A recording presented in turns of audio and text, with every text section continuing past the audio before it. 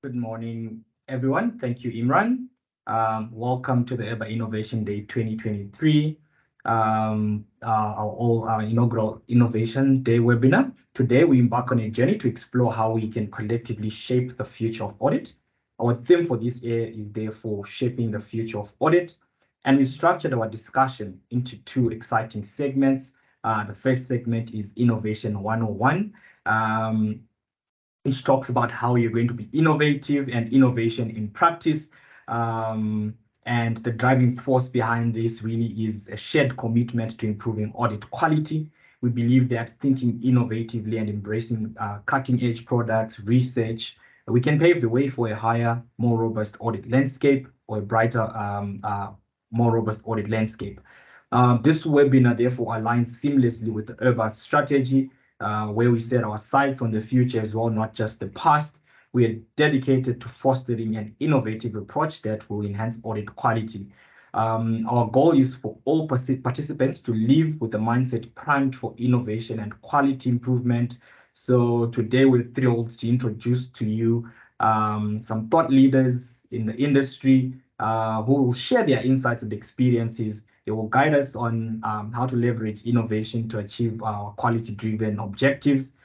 So how are we going to do this? The agenda is set as follows, and I hope you can see it on my screen. So the first speaker will speak at 9:05, and they will introduce with Unlocking Innovation, which is the expedition way. We will have the second speaker who will come after Kunrad, who is Anton, and they will talk about from compliance to alliance, embracing a modernized competency framework, and followed by Zuleka, who's going to tell us about emotional well-being, which is a prerequisite for innovation. And then innovation in practice kicks off after that segment. We will hear about synergy in action from Ame. Christian will tell us about caseware idea, and Tando will tell us about the future of audit profession as we move into closing around sustainability assurance, where Anton will take us through that. And we will have closing remarks. Now, a little bit of some administrative things before we kick things off. We do not have the chat function. We'll make use of the Q&A. So at the top of the chat, you will see the platform that says Q&A. And in that platform, you'll be able to raise your questions. The team will be able to pick it up. And at the end of each presentation, the presenter will leave a little bit of more time for them to answer questions. So if by any chance or for whatever reason the chat function is active, please do not use it. Use the Q&A section. Each presenter has roughly 30 minutes, and they will be answering questions at the end of their presentation. And as I'm speaking now, the first speaker for the day is getting ready to present to you. I will introduce Kunrad. So Kunrad Middle is the founder or CEO at Training Middle. He is the president of the fourth innovation. He is a CA, he's passionate about innovation, and he is going to tell us about innovating and the expedition way. Kunrad, over to you.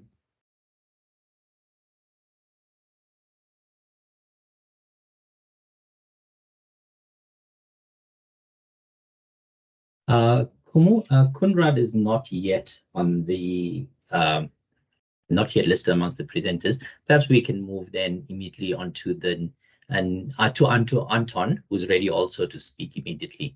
To Anton van Wyk. We'll just change the order. Thank you. Anton? Okay, good morning, everyone. I'm just going to share here.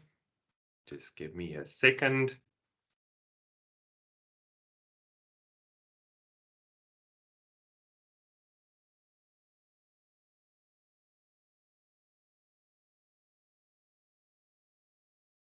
Okay. All right. Kumu, can you see my slides and is my sound okay? Yes, I can see them. Thank you. Fantastic. All right. Okay. All right. Good morning, everyone, and welcome to this Innovation Day hosted by the Independent Regulatory Board for Auditors. My name is Anton van Wyk, and it is really fantastic to have the opportunity to speak to you this morning. My approach this morning, I have half an hour, and I wish to share with you the toolkit that you have that was made available to you by the professional bodies, by IRBA, by some other bodies that you might be involved with, etc. And this toolkit basically allows you to embrace a modernized competency framework. And what is so important is that we do so in pursuit of sustained relevance in the future world of work. All right, so starting off this session, I think we all know the quote, "You can't change what you don't acknowledge." And this, of course, has been said by our friend, Dr. Phil. So like him or don't like him, that is not the issue here. If we have to look at this quote, I think what is important for us is to say today, you cannot innovate what you do not appreciate. And in the next half an hour, I wish to just share with you, some of the reasons why innovation in our profession at this stage is so important and what you can actually do to commence with this process of innovation. So I'll be hopefully building the case for innovation. All right, so starting off with this case for innovation, one more quote and then I'm done with all my quotes. Progress is impossible without change. And I think this is important. We as a profession want to progress. So progress is impossible without change. And this is the important part. Those who cannot change their minds cannot change anything. And this is very important. And this is also what we're going to be exploring together for the next few minutes.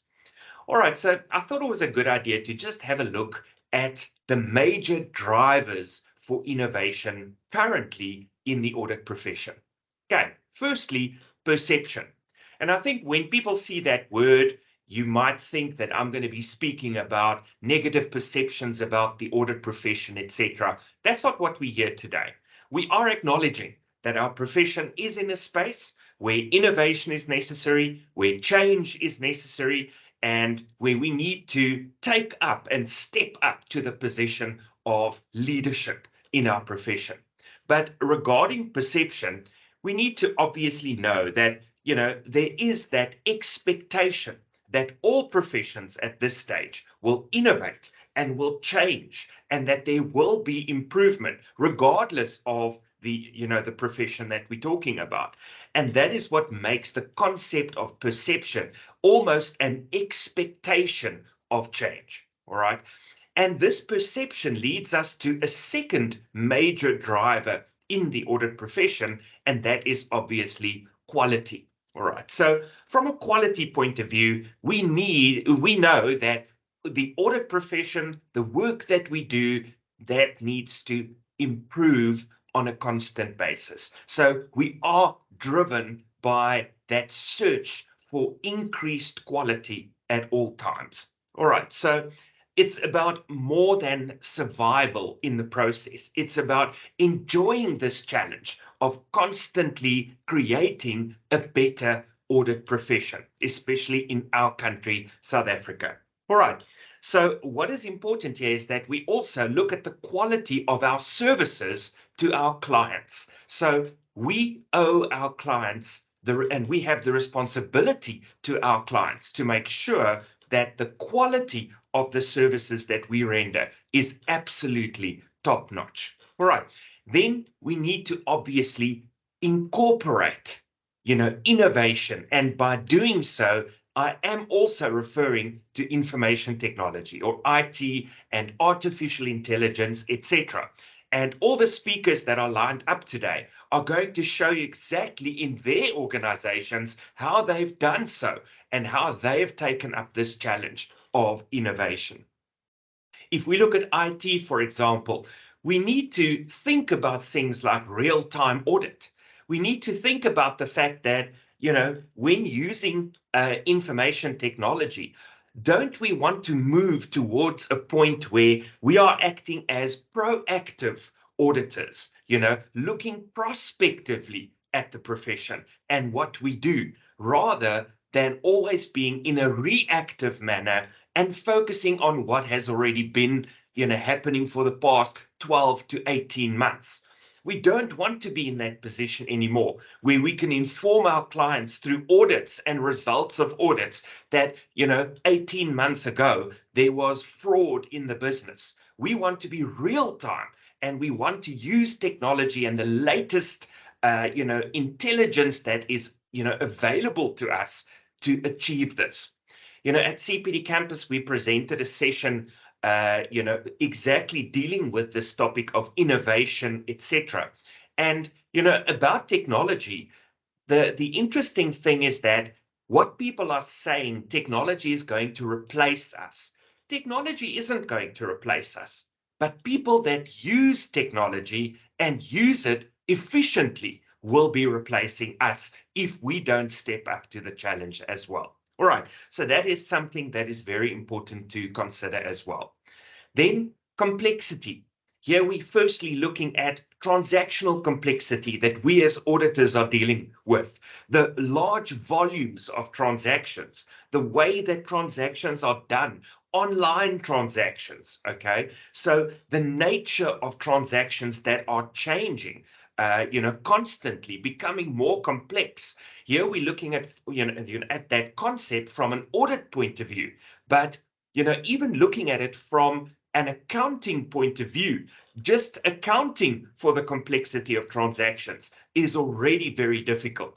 All right, so the complexity factor, obviously, the digitalization of transactions, things like cryptocurrency, making use of the blockchain, etc.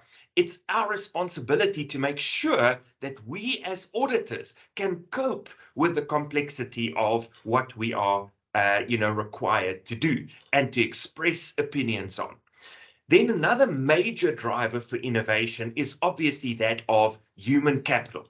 So the attraction of human capital to our profession, all right, very important, because we can see that there is definitely a focus on building the number of external auditors in South Africa. And I know that other designations than CASA are also joining us in this quest of building the audit profession and making it attractive as well, but also retaining the talent that is in the audit profession. That is very important that we see that as part of our innovation. If we look at how creatively our human resources in South Africa have been used by certain organizations. And I'm not going to highlight the names of these organizations, but I think, most of you will know how certain firms are using South African talent internationally and showcasing the talent that we have internationally, while these staff members or human resources remain in South Africa. How interesting is that? So we are auditing from South Africa, but we're auditing in the United States. We're auditing in the UK. We're auditing in Australia, New Zealand, etc. So that is just exactly the type of quality that we have. But we need to think creatively, because this also opens up the global stage where auditors play. And that means that the search for talent, the retention of talent is becoming a massive factor for audit firms to consider. Growth and sustainability. We know that the economy in South Africa is not doing well. We know the role that auditors can play, to ensure the quality of opinions that are expressed. Re-establishing the strength of the public trust in the audit profession. Look at the wonderful work that is, for example, done by the Auditor General, just as one example of many, showing the quality that is still available in our profession. So we want to make sure that our profession is sustainable in all aspects. So we want to attract capital investment as well, because that is the only way that we're going to be growing the economy. So just think of the role that we as auditors can be playing. Then looking at development, obviously, this is where we focus on self-improvement, that drive to develop as auditors. I listened to an interview the other day where they spoke to a very successful business leader, and they asked this person, when you appoint new staff members, what is that one top characteristic that you look for, that this person is going to be a success in the appointment that you make? And the word is curiosity. And that means that willingness, that eagerness to absolutely want to know more and not to stagnate and just, do the same thing over and over. All right. So moving on, we at CPD Campus, we use this backdrop as, a backdrop for positive disruption. So what we say is that we want to move from a mere approach of compliance to an approach of alliance. All right. Now, alliance, obviously, very important. Have a look at the alliance that we are saying here with more than just myself. All right. So when I look at a compliance approach, what we're talking about here is, for example, tick box, low value. I do something because I have to do it. I procrastinate on doing that. And I do it because it's forced upon me. It is a minimum that I want to do. And that is how people traditionally think about professional development. And I'm actually very happy that I get the first opportunity today to speak, because the only thing I want to do is I want to lay the foundation for how we need to, I don't want to say future proof, because that's negatively thinking. You need to proof yourself against the future, but we need to equip ourselves for the future world of work. If we move over to alliance and we look at the stakeholders that we are considering there, we feel that an alliance is to form a bond with the concept, all right? And to such an extent that I consider more stakeholders than just myself. I also consider myself, but I want to consider the public. What is my responsibility to the public, to my colleagues, to my profession at large, to my clients, to my employer, etc.? How can I make a difference to myself, my career, etc., but also to others? And that is the important mind shift that we need to make within our profession. All right. So we feel that it is important to follow a new approach, and that is one of lifelong learning with a positive attitude. All right. So we want to move from an input-based model, which was our old CPD model, which says I need to do the minimum. As long as I clock the hours, I really don't mind what it is but I can clock the hours. What is the outcome-based model? What does that enable from an innovation point of view? Because that's what we're talking about today. Ladies and gentlemen, the important message is that all of the tools for innovation and improvement and reinvention, all of those tools can be found in our competency frameworks and within our outcome-based CPD models that have been internationally embraced. Okay, so we want to move not from a minimum to a maximum approach. That would be wrong. But to a comprehensive approach, all right? Which means that we are comprehensively taking responsibility for our own, professional development. We want to move away from that concept of CPD is something I have to do, all right? So there's professional judgment also in the way that I take responsibility for my own professional growth that I need to, undergo, all right? So this approach, an outcome-based model, very much follows the principle of garbage in, garbage out. So the quality of my learning is very much dependent on how excited I can become about lifelong professional development.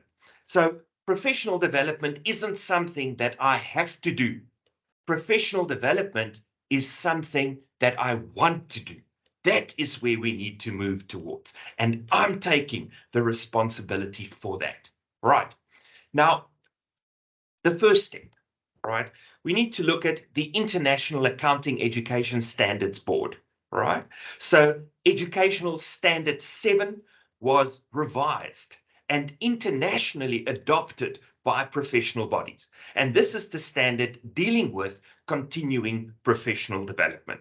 Now, making this more relevant for IRBA members who are joining us today, IRBA adopted this new CPD policy already in 2020, and it is applicable to all registered auditors, to all RAs, okay?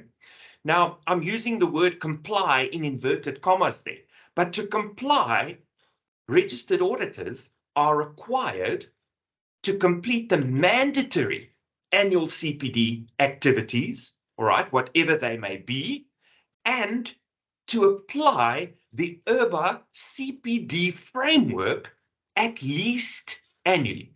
So I just want to spend a few minutes just going through those two steps that we can see what they actually entail.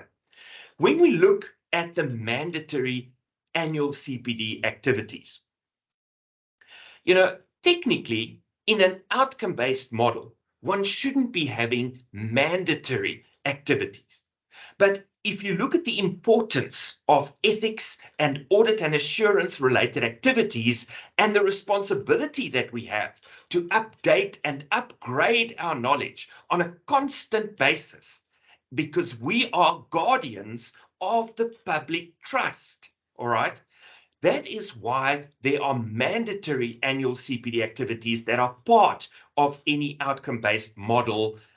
You're not always going to just have voluntary activities. So looking at ethics, why are we even considering annual activities in ethics? Firstly, let's have a look here. We need to look at ethics annually. And I want to remind you that when looking at ethics, we're looking at personal ethics, we're looking at business ethics, and of course, we are looking at professional ethics, okay? And that includes, and this is part of the declarations that you are making to the professional bodies to which you belong. We are looking at professional ethics, including our code of professional conduct, which we need to be intimately familiar with in respect of the content of our codes of professional conduct. Now, when we look at things like ethics, we need to consider, are we paying attention to Section 90, subsection 2 of the Companies Act? Are we addressing threats of self-review, etc.? We need to look at the fact that, there's a massive argument being made at this stage whether, auditors should actually be paid by the clients they are auditing. Isn't that in itself a structural problem? All right. So these are questions that are being asked out there on social media, and we need to be up to speed with these things, and we need to be able to take part in the discussions, because that is what leads to innovation. We cannot just be caught up in the work that we do on a day-to-day basis. We have to make time for professional development. All right. So looking at audit and assurance mandatory activities. Ladies and gentlemen, I just want to focus your attention in the middle of the page. We need to perform self-assessment activities so that we can identify the learning and development needs for us as an individual, all right? So sitting through an annual IFRS update and an annual tax update and an annual audit and assurance update, that's no longer sufficient to say that I'm professionally developing myself, all right? And if I look at those audit and assurance activities, yes, they are mandatory that we also undertake audit and assurance related learning activities.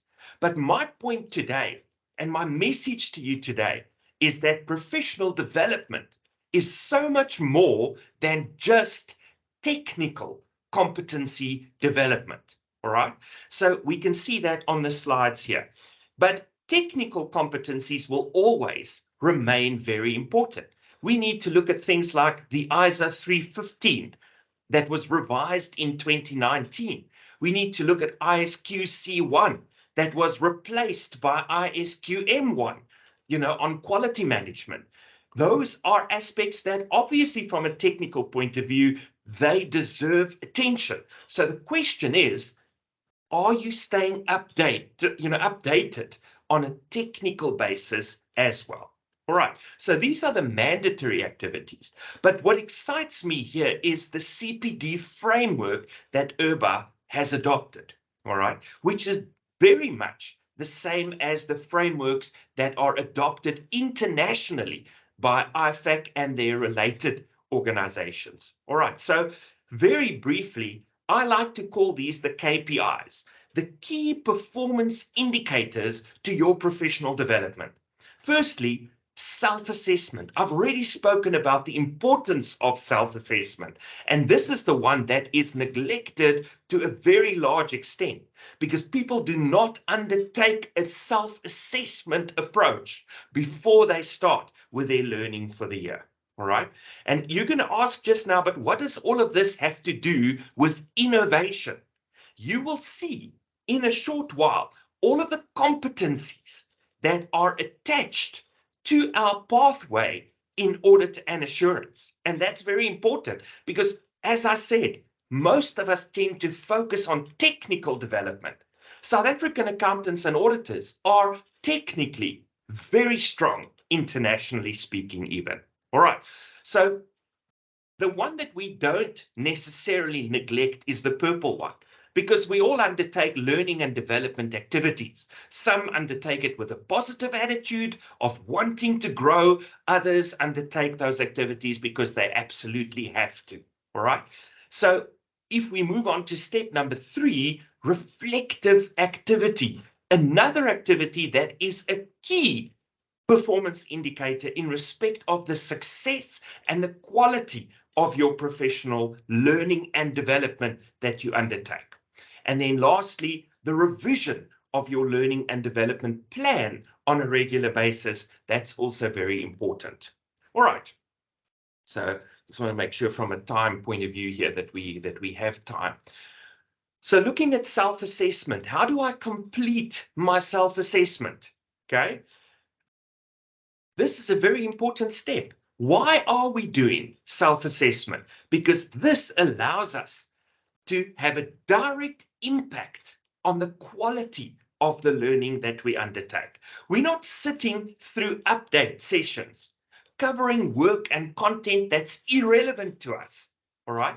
So the self-assessment step of my professional learning and my plan for the year consists of different activities. And in the red block there, you can see competencies that are required in your current role, competencies required in your future role.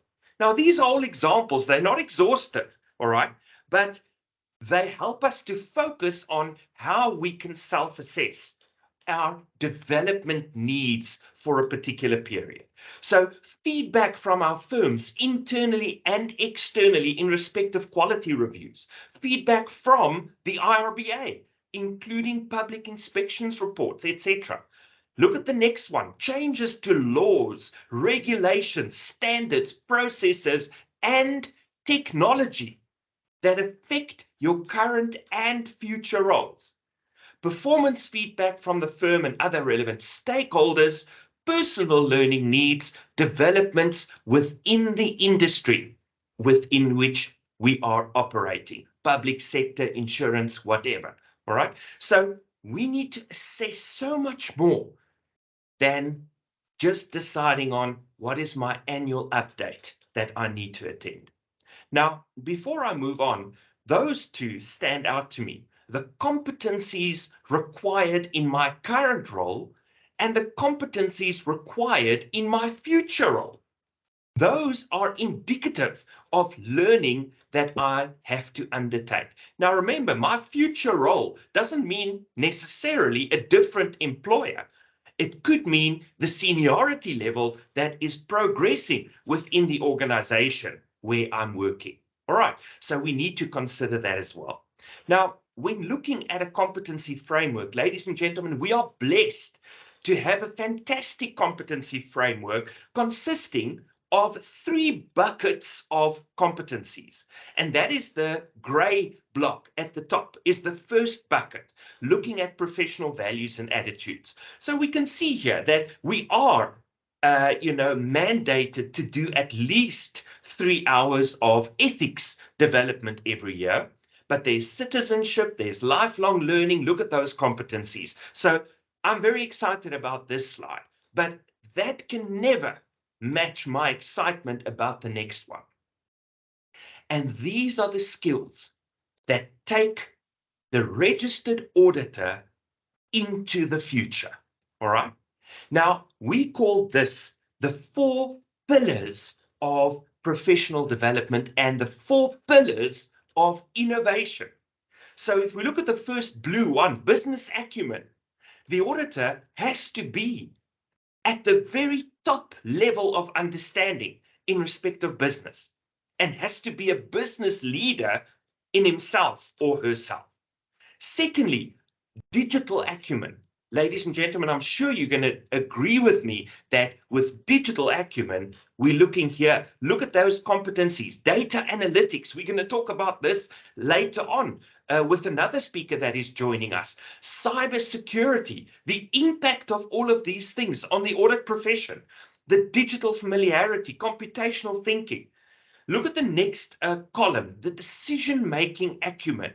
That is the third pillar of innovation.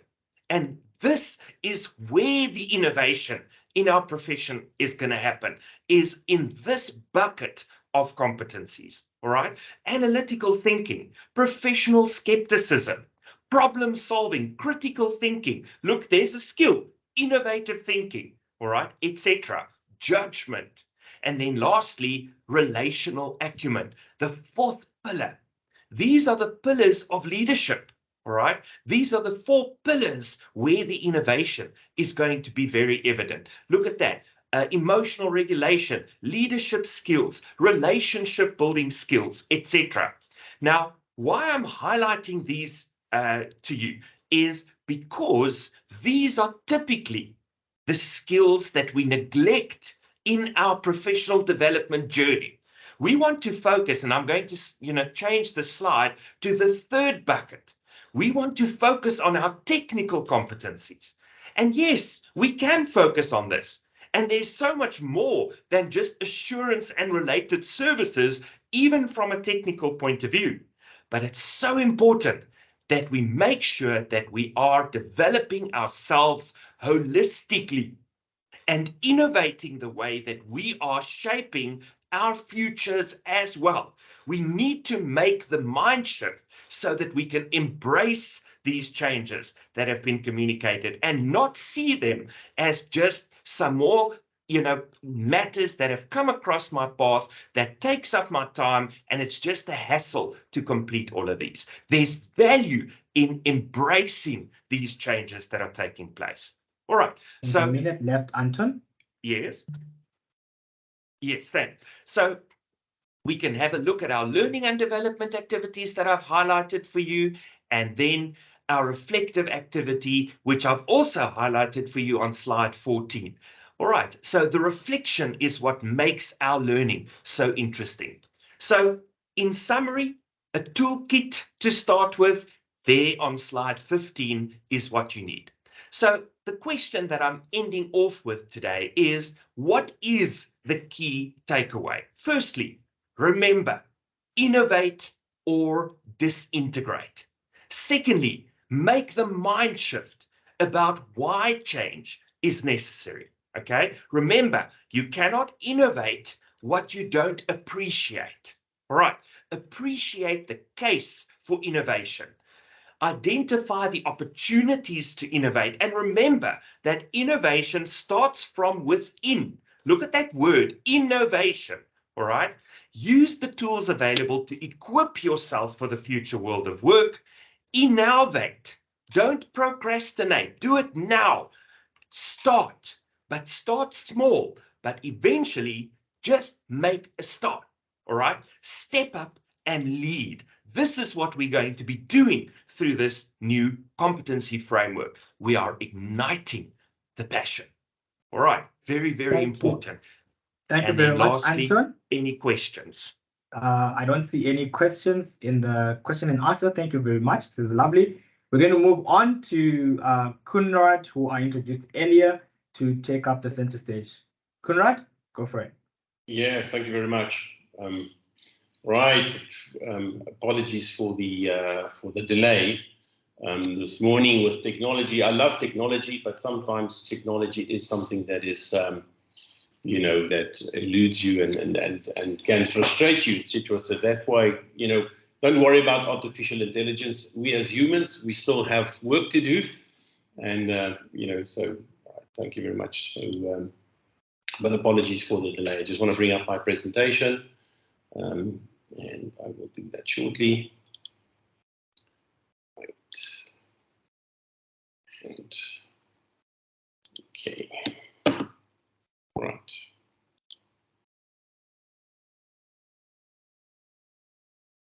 I just want to get into presentation mode. Okay, right. So, you know, I think that you've all heard the age-old criticism that, you know, auditors keep living in the past, right? I've heard it countless times, and it's a sentiment shared by many in the profession. You know, it's auditors, staff, clients, regulators alike, you know. And unfortunately, perception is the truth, you know. And can we change this perception? You know, maybe by innovating our brand. You know, we're not getting young people excited about becoming auditors. And maybe they're excited becoming CAs. And we're seeing many experienced auditors leaving the profession. So why is our profession not growing? You know, young professional staff are generally overworked at auditing firms, and they leave as soon as they can. Very few really like what they're doing. There's a lot of pressure. But there are many other jobs, like in healthcare, you know, doctors and nurses, it's people where people look on a lot of pressure. You know, but they remain in those professions, you know, because, and the reason being is that when people feel good about themselves and the purpose they have, you know, they feel they have a real purpose. That's when they feel a sense of belonging. You know? They feel that they're making a difference, you know, and I think myself in the audit profession, you know, these young professionals, do they really feel that they're adding value? I don't think so. And are we actually clear about our purpose as auditors? You know, are the young professionals clear about their purposes as an RA? And I think, have we lost our real sense of purpose? You know, surely our role is not just to punish companies, you know, but actually to rather help them to succeed in achieving ethical goals. You know, some would say our mission is to foster a culture of innovation in terms of accountability, responsibility, and integrity. But I think there's a shared belief that something more transformational is required to elevate our role as auditors. The world is changing fast, faster than ever before. And it's not just only one dimension. It's financial, it's economic, it's social. And it's evolving in extraordinary ways. And technology is shaping our industries like AI. So the demand for a new approach, for a purpose, our purpose in auditing, has never been more pressing. And I call it our why. And the traditional norms and practices that have guided us no longer suffice in our pursuit of greater transparency, accountability, and a more equitable world, and an equitable South Africa. So can we as auditors, perceived as the guardians of the past, now stand at the forefront of playing a bigger role in South Africa's future? You know, so can we together embark on this exciting journey to uncover how we as auditors can lead change in the charge of creating a more equitable South Africa? Well, talk is cheap, you know. I've heard it before. And so how do we do it? You know, is innovation something that we should consider and helping us with this ambition? Are we only making steps in our profession? Are we standing still? Or should we be making jumps? You know, improving is making steps, incremental improvement. Innovation is making a jump. So, do we want to keep on managing the past? Or can we perhaps manage the future? You know, a few weeks ago, I went for my annual checkup with a specialist physician, and he put these probes on my body, and he said, "Goody, you know what? We actually, in fact, not only can we say there's something wrong with your heart or something, we can test if there's something wrong with your heart, but actual fact, the technology is so good that we actually, in fact, can predict the future in terms of your heart. What's the likelihood of you getting a heart problem?" And that to me is, wow, I was, you know, so can we as auditors perhaps, as I say, predict and manage the future better? So, you know, I think it's Albert Einstein, you know, at first he said, if an idea is not absurd, then there's no hope for it to be innovative. So innovation is something that we sometimes feel that it's so difficult to achieve. Otherwise, it's just a normal improvement, an operational excellence. And we've got to ask ourselves the question is, what is innovation? You know, I think people, every company that I see out there has got an innovation in their mission or vision statement. There's a thing called innovation. And I can tell you now categorically, I work on global assignments. I work around the world. And I find it so amusing in actual fact when people use the word innovation. Actually, they don't really know what it really means. And so I'm going to bring up a couple of ideas for you to think about what you think innovation is. And if you think about ChatGPT, you know, it's new, right? It's very innovative. It brings value, okay, and it's adopted. You know, there are a couple of elements.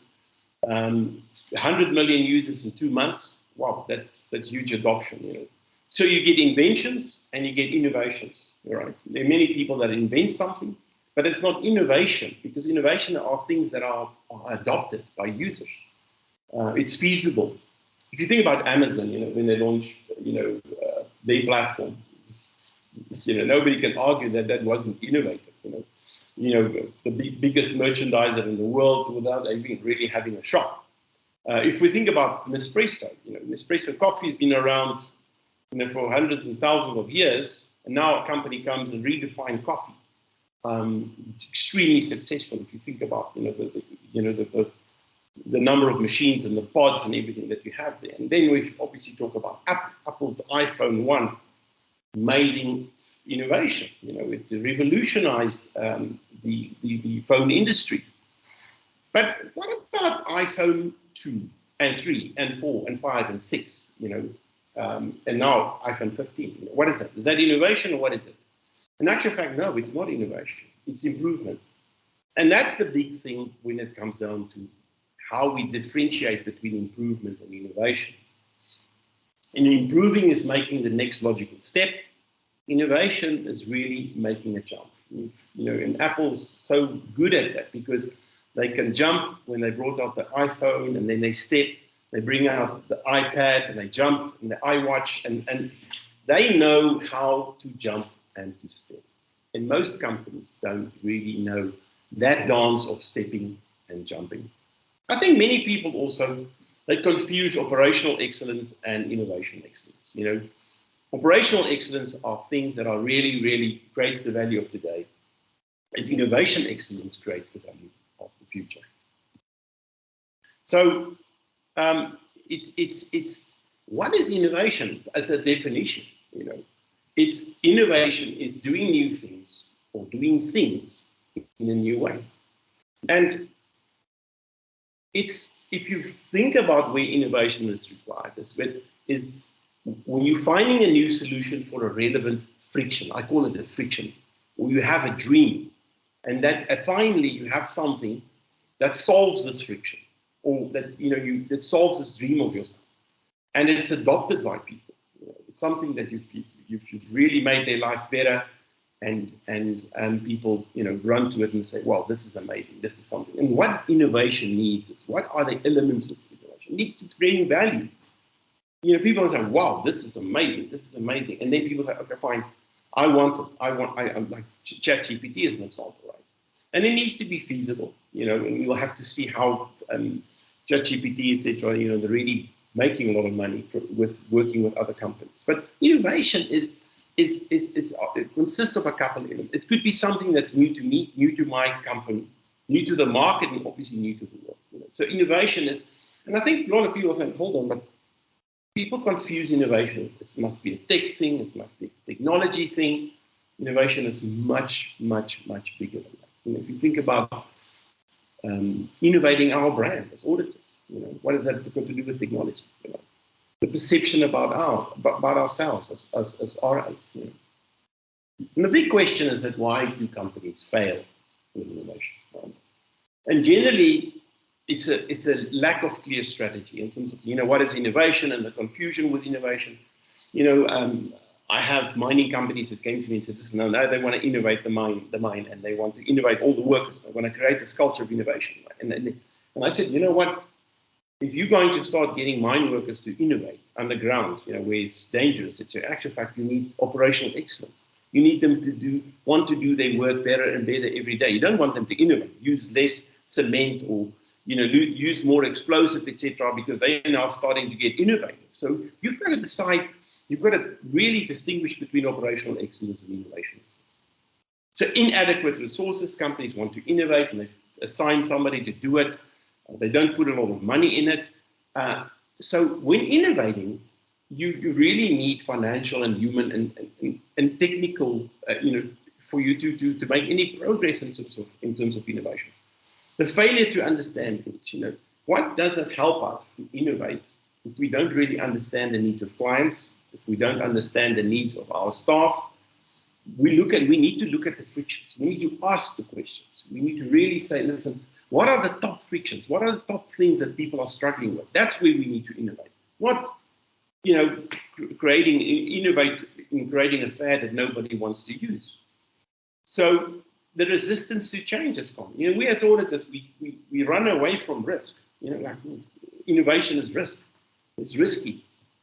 And it's you know, it's fed into us from university. You know, so it's difficult for us to make that change. You know, but really innovation is getting out of your comfort zone and asking the difficult questions, right? And then, you know, the big one is lack of collaboration. You know, the element of the silo mentality. You know, I find it in so many organizations, you know, the ego, you know, people not being able to collaborate and work together in harmony, you know. And if you think about, you know, you can only learn from people that are different than yourself. You can't learn anything from people that are the same as yourself, right? And therefore, diversity. People haven't realized the power of diversity, in particular South Africa. Our diversity is our strength, you know. So lack of collaboration. We need to collaborate more. And then the failure to embrace failure. You know, that element in terms of, I'm rather not try because I might fail and then my job is on the line. But it's people, you know, don't understand failure and how it works and how it can shape you in terms of prototyping and things that you're testing. It's very important. Then many organizations are very, very focused, short-term focused. So if you think about what can you innovate, right? You could innovate your business configuration, you know, in terms of your business systems, everything in your entire business, and we'll go through it, and then your offerings and your experience, your customer-facing elements. It's not only about the technology. It's much more. And when you think about the business configurations, your profit model, your network, how do you connect with others? Structure, how do you organize talent and your assets, right? Process, the methods to do work, you know, many of these things have technology components in them, but they're not exclusive to that. You know, the Americans designed it. They wanted to create a space pen when the space race, you know, when they started space race with the Russians, you know, and spent $1 million or $2 million on creating this pen that could write in space, you know. So and the Russians just purely took a pencil, you know. So be careful what you innovate. If you know, if you look at your needs, the offering, what are your products and services? You know, how can you innovate them? You know, where are the frictions when you talk to your customers, when you engage with them? How often do you talk to your customers and say, listen, Where can we improve? What really frustrates you? And then the experience, the customer-facing elements, the service, how do you support it? How can I innovate them? How can I innovate my channel? My brand, you know, our brand, as I say, it's a problem. Because why is our profession, why aren't we growing? And customer engagement, how do we foster compelling interactions? And if we think about the challenges, I'm just going to call out 6 challenges and the frictions of the profession. Independence issues, complexity and length of audits, overemphasis on compliance, ethical dilemmas, talent and expertise. How do you get all this talent? And public perception, you know, if public perceives us insufficient to prevent corporate scandals and fraud, it's a perception. It might not be the truth, but that is the perception. And then when you look at client frictions, you know, client sees as necessary burdensome, it's a pressure on resources, deadline and time constraints. It's a balancing act. And some clients even say, listen, it's expensive. For what I'm getting, I think audits are expensive. Just think about the fact that if we can cut the cost and the time of audits in half, we're half the cost and half the time, and being more effective. That would be innovation. But most people, like people, well, that sounds impossible. It's not impossible. It really isn't. And that's where you need to make that jump. Now, I think, you know, let's come back to purpose. And the purpose is that, what is the purpose of us as auditors, right? What is the job to be done for South Africa? And actually, our job to be done is the pursuit for creating a more equitable society. What the work that we're doing, we need to create a better South Africa for everybody. And we have a sub-job, we're doing something here, but in actual fact, what we are contributing is immense and should be contributing more to build this amazing country to be the best in the world. So, you know, can companies offer, if we think about it, you know, can we create more value? Can all of us create more value? You know, can companies deliver products and services to their customers that are ethical? Can they look after their staff in an ethical manner and compensate them fairly?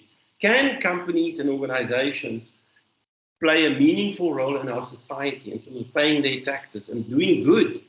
You know, in Japan and places like that, you see that the way companies function. And then also, can companies then pay a fair return to their investors and shareholders and the people that really invest in that entity? It's not about profit. It's much more. We have a much bigger goal, and where does innovation play in this game? So how do we innovate? You know, a lot of people talk about innovation, and this word, as I said, is so used so often. And if we keep on doing the same old thinking, we'll end up with the same result. So the big issue with innovation, it starts off with the question regarding why. Why do we want to innovate? You know, well, we want to remain relevant. You know, maybe, you know, if we don't wake up and innovate, AI is going to take over our jobs. And we talk about real-time audits, and we take data-driven insights and the regulatory compliance and client expectations and market competition and the pressure on fees. I mean, all these things are massive reasons why we should be innovating. And what are we looking for? What will we be looking for? We need to ask ourselves, hold on, is it technology? Is it a different way of doing things? Is it a different thinking? Is it, you know, different solutions? And who's our target? You know, what is our target? Is it our clients? Is it our staff? What is it? We need to concept, you know, put it into context in terms of why we want to innovate. What are we looking for? Who's our target? And where? Is it at our office? Is it our international offices? Is it here? And then we need to think about, you know, when do we want to innovate? When do we want to implement these things? Nobody's got a plan. I can tell you now, I go to major companies and they're so confused about innovation. And it's so simple, naturally, because it's all process. And what you need to do first is what I call innovation assignment. And you ask the big questions. And you say, okay, hold on. The innovations that I'm bringing forward, that I'm looking for, what do they need to achieve? You know, do they need to be, do they need to make a big difference in my business? Do they need to bring massive efficiencies? Because we're not talking about incremental. We're not talking about Six Sigma. We're talking about innovation, but are we making major jumps? And the big issues in terms of innovation, when does innovation happen, right? Innovation generally happens in two stages. If you look at global research, this graph that you're seeing, is a revenue graph, and over a period of time when the business starts and you have these quite significant increases in revenue, and then if you stop doing things, your company starts going into decline. Now, there are two sweet spots for innovation. The one is while you're on the up curve, while you think you're great, you're doing well, your profits are increasing, you're getting a lot of success, and you say, you know what, I want to still innovate. I still want to be better. I still want to be more efficient. It's like companies like Apple, like Tesla, like Google, companies that are really saying, well, we know we're good, but we want to be better. And then you have 90% of companies and organizations and people that innovate on the other side. Oof, I need to innovate. Revenues are dropping. I'm losing staff. I have problems. And South African companies, the way they innovate generally is they get rid of people. That's their innovation. They wake up too late. 90% of companies wake up too late in terms of suddenly I really need to innovate. And they say, okay, hold on, you're willing to spend money on that. I don't want to spend money. I don't have any money. And the issue is, the question always comes down to, how do we innovate? How do we innovate? We can talk about it after, as I say, we all talk about innovation. Everybody raises their hand, I want to innovate. But very few people know how to innovate. And what is very important, you need to have a path, because a path gives you confidence. Otherwise, you're just like walking around and you're confused. And so, where do I begin? And what's the process? It's like driving to Cape Town and there are no road signs and you've got no maps, you've got no GPS. You're going to take an awful long time to get to Cape Town. Maybe you could use the sun, but if you've never used that road. So you need to have a path. And you have a beginning and an end, right? And that's what we talk about, when we call it innovation. Innovation is an expedition. And this is an expedition path that global companies use, like Google and 3M, major Japanese companies. The Japanese have already realized that Six Sigma is not going to get them to innovate, because the incremental improvement are letting companies like Tesla come along and suddenly bring something that is so revolutionary that they had to wake up to the idea of what really innovation is. So innovation is a journey, and you need to have a path, and you need to have a structure. And if you miss some of these things, you're going to fail at them. Because innovation in itself, there's a risk to it.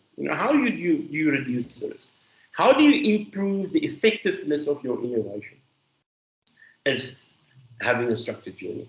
Okay, it's not people sitting in a room and sharing ideas and and around the table, and next time we talk about it again and nothing really comes of it. So the first element is what we call full steam ahead. And that's to say, listen, what is the assignment? Why am I innovating? Why do I need? What is the urgency? I think South Africa realized the urgency that we have in South Africa. This poverty, there are so many things.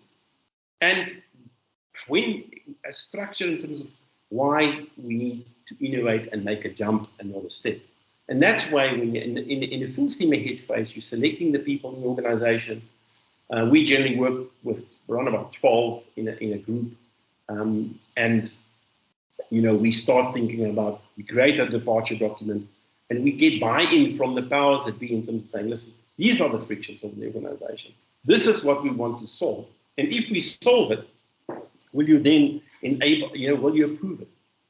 And don't come with one answer, only one solution. You see, people are like, I have an idea.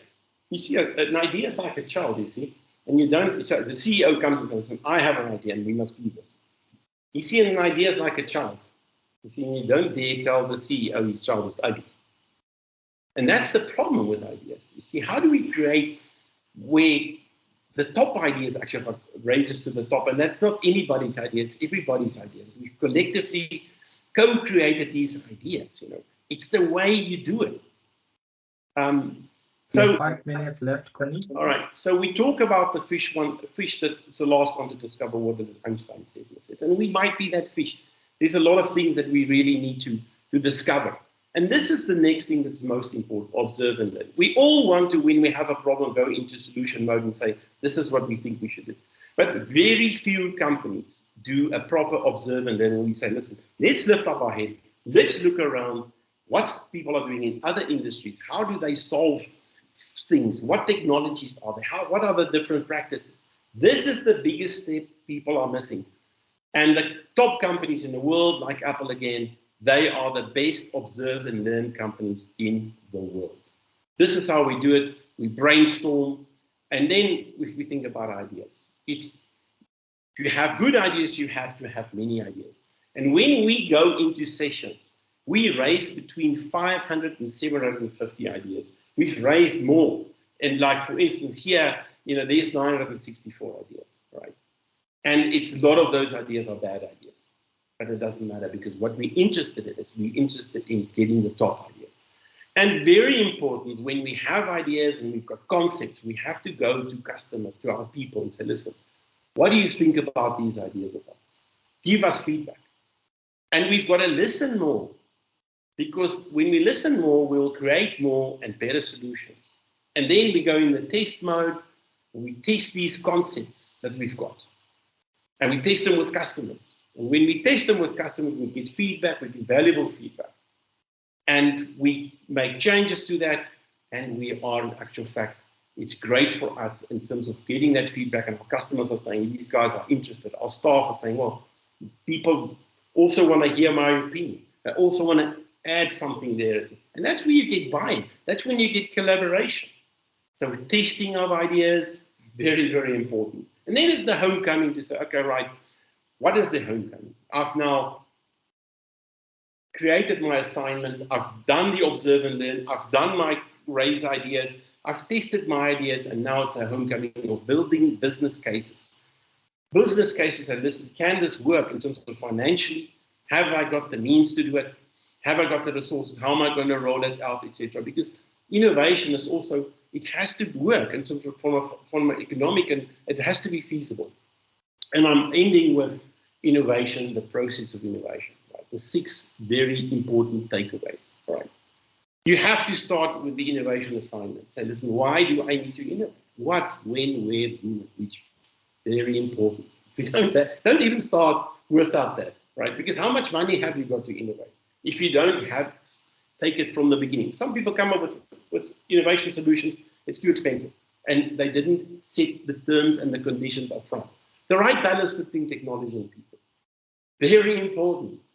Follow a structured process. Have a path where you can see where you're going to, right? It's like that journey. How many of you have a real journey where you can see a map, where you can see where you are? Very few, I can tell you now. Co-creation, it's team effort. Let's break down the barriers of ego. Differentiate between operational excellence and innovation excellence. And I think finally, does it serve the job to be done in South Africa? A better future for all in South Africa. That's the role. We should say to ourselves, everything we do, is that to the interest of our whole country? And we should spread that, because everybody, every person, every company should actually in fact be doing every day and say, listen, am I creating a better South Africa? And we can innovate that way. Thank you very much.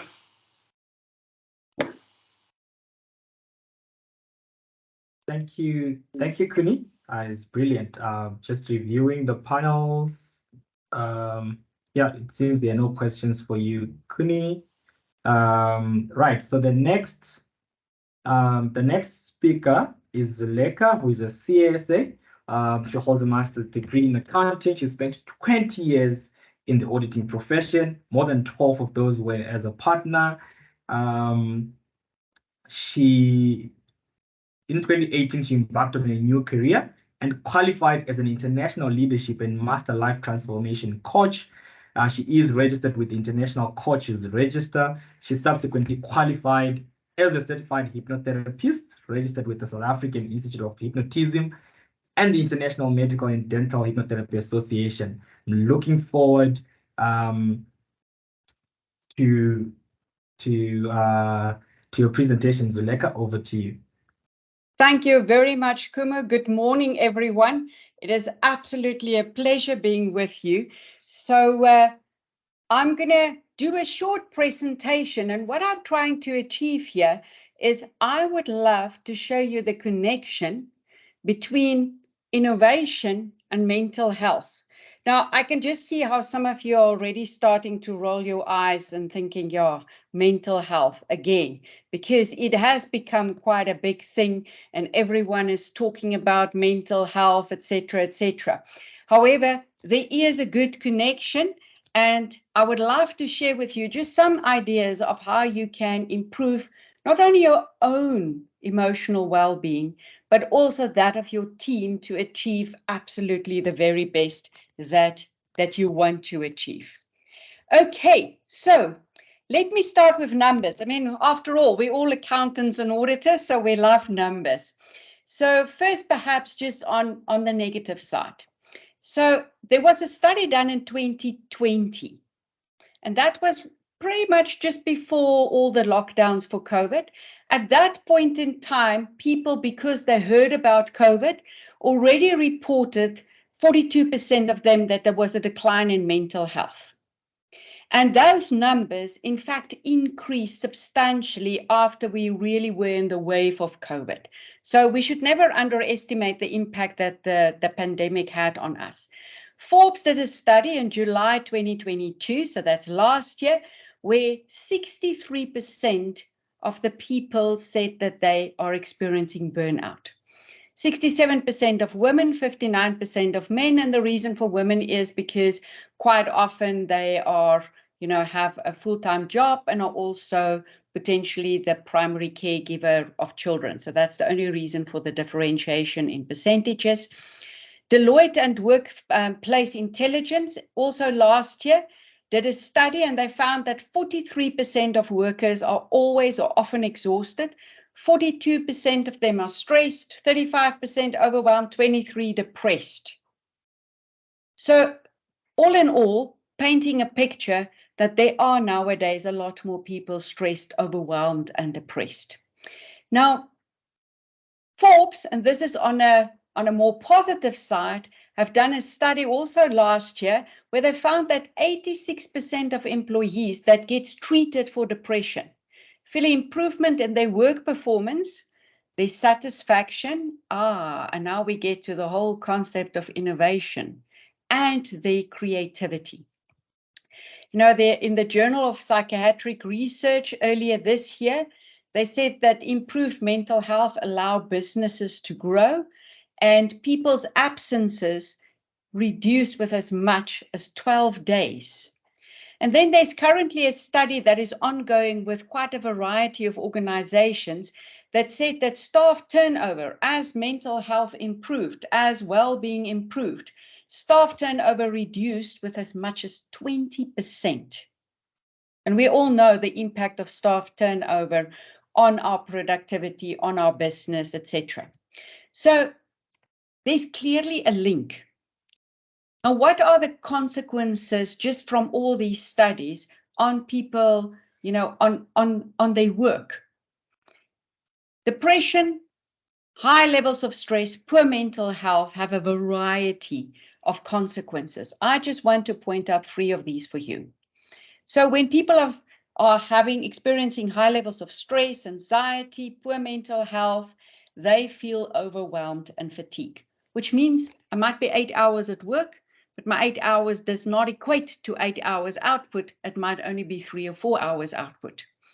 Inability to make decisions. Now, we all know if you want to have an innovative environment, if you want a business to move forward, people need to be able to make decisions.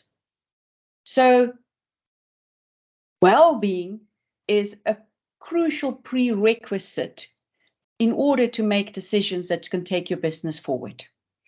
Also, one of the consequences, loss of motivation, which means that I just work because I have to, not because I enjoy it or want to. And then, like I've said, the lack of creativity and innovation. So if I had to plot this on a graph, and we have on the one side innovation and creativity, and then stress, depression, anxiety, poor mental health, there is an inverse correlation. So the lower my depression, stress levels, anxiety levels, the higher the chances of me being innovative and creative. So all these wonderful things that we talk about today, about innovation, about being creative, looking into the future, can only happen if we reduce the amount of stress, anxiety, depression, all the mental health challenges in the workplace. And that is for every single one of us on this meeting today, and also for our entire team. You know, you can also take this link just in terms of the impact of productivity. And again, you will see exactly the same process, that if you want high productivity, you need lower levels of stress and anxiety and the like. So how can one then pretty much, what can one do? Now, the solution pretty much sits between myself and the team. You know, quite often we are running so hard that we almost like and don't realize that I am so busy working on my, you know, on all the projects and the drama and everything that I have to do, that I actually don't get to really and truly look after myself. And as a consequence, teams tend to follow the example. So I see then the same thing happen with my team. So yes, the solution is me and the team. However, me must come a little bit before team, since people are following our example. So we cannot pour from an empty cup. And the reality is, if you don't have it in you, you have to fill up your cup. Now, how can one do that? How can we personally, without spending now hours and hours, because I think that's also part of our challenge. There's so many things that need to happen, so many things that we have to do. It becomes extremely hard to look after ourselves. However, I have to. So how can I do that in a fairly simple way? So I need to prioritize self-care, and we'll talk now about just how do I do that? You know, what are those healthy habits? Talking about it, there is still quite a stigma on talking about me being burned out or tired. So some people use an excuse, but some people just never talk about it because, you know, I don't want others to think that I can't do this. Bear in mind that my body taking strain is not about good or bad, or me not being able to manage this, or, you know, I'm weak. The unfortunate reality is our physical body takes strain when we are in excessive stress. And that is not because I'm a strong or a weak person. That is just the way that it is. So I should not put it in a bucket of good or bad. I absolutely put it in a matter of, I need to look after me in order for me to look after others. Put a support network in process. Quite often, especially, you know, in audit firms like you all are experiencing, whether that's big or small firms, everyone keeps to themselves and don't really have a support network. You know, we bitch and moan a little bit with one another, but we don't actually surround ourselves with people that can uplift us. So we can do that. Track your stress levels. You know, that's as simple as doing it in your notes on your phone or in your notes on your computer. Crucially important to track just your stress levels so that you can see when it increases, seek help when needed, and help. I'm not saying that just go to your GP and get something so that you can cope with the stress. I know that's also an option. However, the current statistics in South Africa show that the first thing that people do when they are stressed, they get medication. That is not addressing the problem.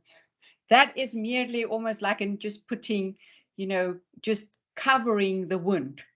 So when I say seek help, yes, that could be one of the ways. However, never do that in isolation, because that means I'm not dealing with a root cause. And when I say root cause, it really sounds like an audit, the root cause for audit failures and quality and all of that. I need to understand what is my root cause so that I can address that. And in doing all of these, it means that I can implement some quite healthy habits. That's not going to take a lot of time. So I'm just going to briefly run through a couple of those. So this is this psychiatrist in the US who worked quite a bit with professionals in service delivery. And people often ask him, listen, what is my optimal way of resting, taking a break, etc., etc. And obviously not scientific at all, but he came up with what he calls the 1-1-1 rule. Now, what the 1-1-1 rule is all about, the first one is, it says, take 1 hour a day taking care of you. So that's an hour where I don't check messages on my phone, emails coming through.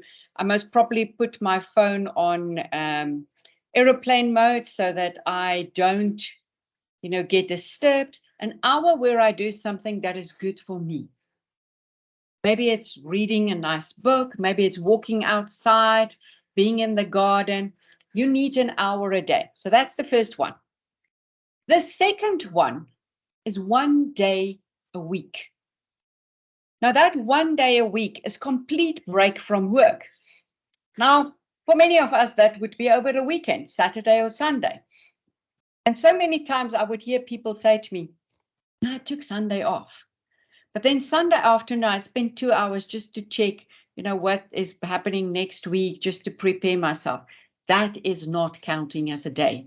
So when I say a day, it's actually a full day where I do things that I enjoy with my family, with friends, and take a complete break from work. Third one, well, it becomes exponentially harder. 1 weekend a month, which means that Friday afternoon, I close my computer, I turn off my emails and notifications and everything else on my phone. I'm not going to check that. I'll get back Monday morning at 8. Now, I can just see how many people is like rolling their eyes and like, yeah, this is not possible. When you are a partner or a senior official in an organization, you need to be always available. Maybe. Reality is we're not brain surgeons. If we were brain surgeons, we could not leave the patient. But trust me, you can be away for a weekend and no one is going to hurt. And you will be surprised as to how much stronger you go back the next Monday after you had a proper break for that weekend. Then the fourth one. So the fourth one is 1 week a quarter. Now, according to him, you can stretch that to 2 weeks every 6 months. However, if you don't do that, so many of us have this very bad habit. We take a break once a year, and then we take 4 weeks or 3 weeks at the time. What he found was that if you don't take this 1 hour a day, 1 day a week, 1 weekend a month, you will get to a point that by the end of the year, you need 7 weeks to undo the damage that you've done to your mind and your body during the year, which is, by the way, why there's so much burnout going on, because people don't take a break. Come December, I take my 3 or 4 weeks and they say, yeah, I feel so good after my break, not realizing that I didn't recharge the battery to 100%. So I start the next year on a 90 or a 85. And so it would just continue that battery lower and lower and lower until I get to the point of burnout. So we all actually run the risk of burnout unless we do the right thing. So very important thing in my mind. And I would really challenge you guys to do that for yourself and even for your teams. Then journaling. I know many of my male clients will always say to me, but it's a girly thing. It doesn't have to be a girly thing. Just by writing down where I am emotionally. Those things you can't tell anyone. Maybe you can tell it for some family, but you can't at work tell people how you feel. Jot it down. There's nowadays some beautiful apps that you can put on your phone to also jot it down. Just by getting it out of our system, we already start feeling good and better. Quite often we find that we're short with our staff. And that just happens. We're on a deadline and I become a little bit of a monster. If I've written down how I felt, I won't fall into the trap to try and get it out by saying it, because that's actually why it happens, that I lose potentially my cool, as I didn't have any other way of getting rid of this, and now it's coming across that way. Bit of sunshine. So we all know when you're in the sun, your body produces and your mind produces vitamin D, which is exceptionally important for us to be able to sleep well, to feel healthy, to absorb calcium, and I can carry on. Yet, so many of us, even though we live in this beautiful sunny South Africa, don't get sun. If you have to review a report, instead of doing it in your office or your study at home, maybe go and do it, stand outside and do it there. Just get a little bit of sun. And that we can easily incorporate, and it helps you to feel better and take care of yourself. Laugh a little. Golly, this is such a serious profession. You know, the vast majority of my clients are either, lawyers or chartered accountants and auditors. And I always are intrigued. But just when we have a session of how serious people are, we have to laugh. There is no better stress relief than laughing. And by the way, laughing has a direct connotation with innovation. What they say is, if I really laughed, my brain can start to think out of the box. And there's really studies to support that. So laugh a little. Physical exercise. Now, I'm not saying go and join the gym. It could be as silly and as simple as, my office is on the 3rd floor. Instead of taking the lift, I'm going to take the stairs. Just that small element of physical exercise, more oxygen reach my brain can think more creatively and more innovatively. Eating healthy. Now, please, I'm not a dietitian, so I'm not going to tell you exactly what you need to eat. However, what I can tell you is, things like refined food and sugars slow down the brain. So if you want to be innovative and creative, you need to cut out all the processed stuff, because it does make us slower. Quite often, and I know that I'm also sometimes guilty of that, when I'm really snowed under, the easiest snack is a chocolate. Problem is refined sugars. So I might feel better for a bit. What I don't realize is my brain becomes slower and I lose my ability to think out of the box. Boundaries. Now, we all have to decide and choose what our boundaries are. And yes, some of us might have almost like have no boundaries, which means I actually need to pull people back to have some boundaries. It is crucial that I do have some boundaries. Our brain has an inability to compartmentalize. That's, by the way, why COVID was so hard, because my computer is on, it's at home.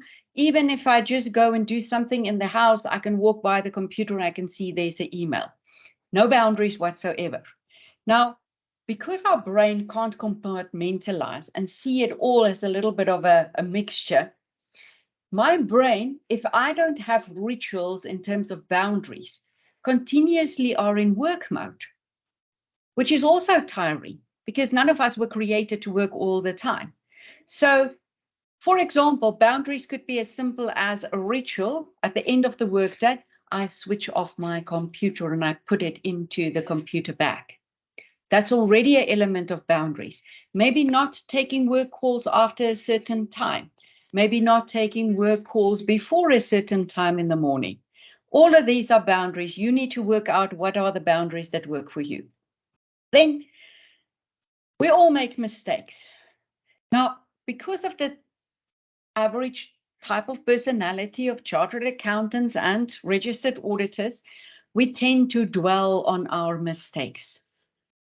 It is time to forget the mistake and just actually focus on what is the lesson. So if something didn't work according to plan, don't beat yourself up. Yeah, but you know, I should have done this and I should have done that. Rather say to yourself, what have I learned? So that I next time can do it different. So it's just going into a little bit of positive self-talk. Social media. Now, I know that the younger you are, the more you can really enjoy your social media. I would suggest that we start banning certain elements of social media. Do you know how many negative messages are coming through on social media? You know, this morning I was on X. Golly, there's a lot of negative messages. People moaning about things, giving statistics, it's war, etc., etc. All of that has an impact on my mind. Remember what I said earlier? Our brains have an inability to compartmentalize. So what happens? I take all of that in. I literally are feeding my mind with all these negative messages. So if I cut on some of that negative messages and perhaps only do it at a certain time. So I'm not constantly getting all these, notifications of someone now said this. I actually turn it off. I only do it at certain times during the day. Banning social media will already make you feel more positive. And then last but not least, just practicing some gratitude. We are very much focused on what we don't have, especially when it comes with innovation and creativity. Now, we listen to all these presentations today, and it's like, shoo, yeah, I don't think that way. And I'm start thinking about, well, I'm not thinking like that. And, what is that going to mean for my business? Now and then, just do a little bit of a stock take of what is working and what I have. And you will find that because you do that, you calm down the mind. The moment that I calm down the mind, obviously I'm taking better care of me, but also with that, what then happens is because I'm calming down my mind, I can start thinking more creatively and also apply better innovation in my business. Now, how do I take care of the team? There's a couple here. Lead by example. People don't do what we tell them to do. They do what we do, and they absolutely look at us. Talk about mental health, talk about innovation, talk about creativity, allow it. Watch for those working hours that you don't see, and almost have a culture where vacation is not a nice to have. It's a must. Because when I take a break, my mind can work clearly. I can do better. The same with sleep. Sleep is not a nice to have. And again, this is not scientific, but for my clients that are professional services firms, I've asked them, if you have to cut, what do you cut? So if you have too much work to do, what do you cut? And it always is sleep. Now, it's not going to catch you when you're 30 or 40 or 50. It's going to catch up with you when you're 60 plus. There is a direct correlation between not getting enough sleep in your younger days and dementia.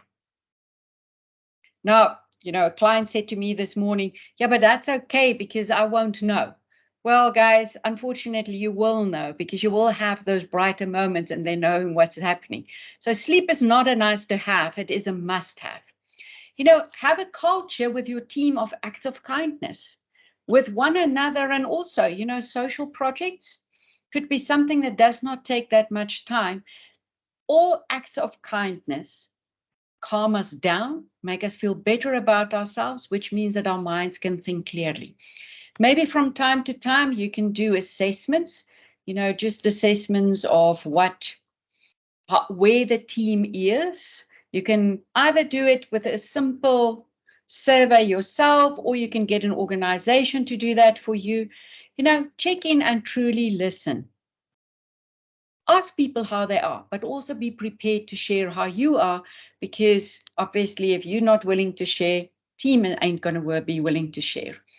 There are some beautiful EQ trainings that can happen that can help people to build resilience, can help them to think more clearly, become more flexible. And I know 5 it's minutes hard. left, Zuleika. Yes. Thank you. So flexibility, become a little bit more flexible in terms of what you do. Respect also the team's boundaries. And then last but not least, have a little bit of fun. So pretty much everything that you have applied to yourself, you should also apply to the team. So that is it from me. Let me then now open just the floor for some questions, whether there are any questions, any observations. I just hope that I've inspired you to look after yourself and your team better from an emotional point of view, because that will have a direct positive impact in creativity and innovation. Yes, thank you very much, Zuleika. What a great presentation. Learned a lot there. First question, Zuleika. In the context of emotional well-being, what advice or techniques do you recommend for maintaining resilience and adaptability in the face of setbacks or failure, which are often part of the innovation process? Kumo, a beautiful question. I absolutely love it. So I'm going to try and keep it simple. Make time to think. Remember, our mind doesn't have an off button. Now, if I just carry on after a setback and focus on the next thing and focus on, feeling so down because of what I've done, I never get time to process it. So after everything, I take time, and then this is now just where the switch happens. I don't go and rehearse what I've gone wrong and revisit it and re-see it. I actually go and I focus on what have I learned, but I have to take the time and then add gratitude to that. I'm so grateful that I could learn. And then you put down for yourself what you have learned. So it's all about making just that couple of minutes, maybe out in the sun, wherever, just doing those couple of nice things for myself and focusing on the positive in every situation. Awesome. Thank you, Zuleika. We have a couple of more questions given you have more time. The next question, can you provide examples of how emotional well-being has positively impacted innovation in organizations or individuals? Absolutely. So I can tell you about big businesses. However, I'm going to tell you about my own business. So when I left the audit profession and decided that I'm going to qualify as a coach and, leadership coach and mentor, you start with nothing. It's not like you have a big clientele that you can go and draw on. And I was like, how am I going to do this? And typical accountant brain, auditor brain, I need to jump into action. And someone gave me the advice and say, you need to go and think. And what I did was, and I even still do it today, every Friday morning of my life, I put 2 hours aside, which is my thinking time, creativity, innovation. That's actually where it happens.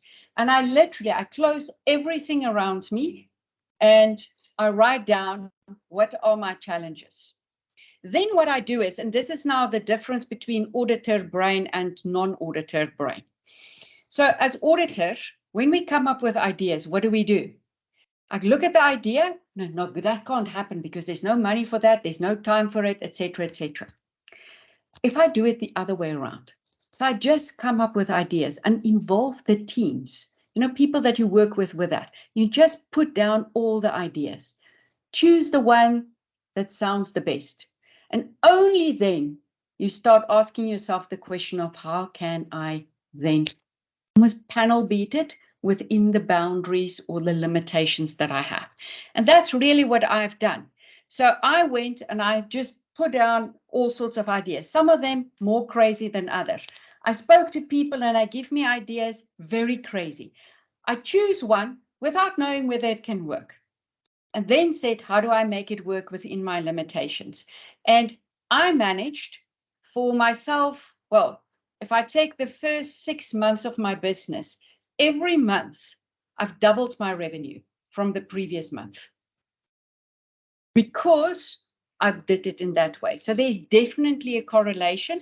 And some big organizations, one that comes to mind, if I may mention the brand, King Price. Thanks, Zuleka. Brilliant. There is one question in the chat that you can look at in the background. I have to introduce the new speaker now, the next speaker, who is Ame. So we've closed off Innovation 101. We're into Innovation in Practice.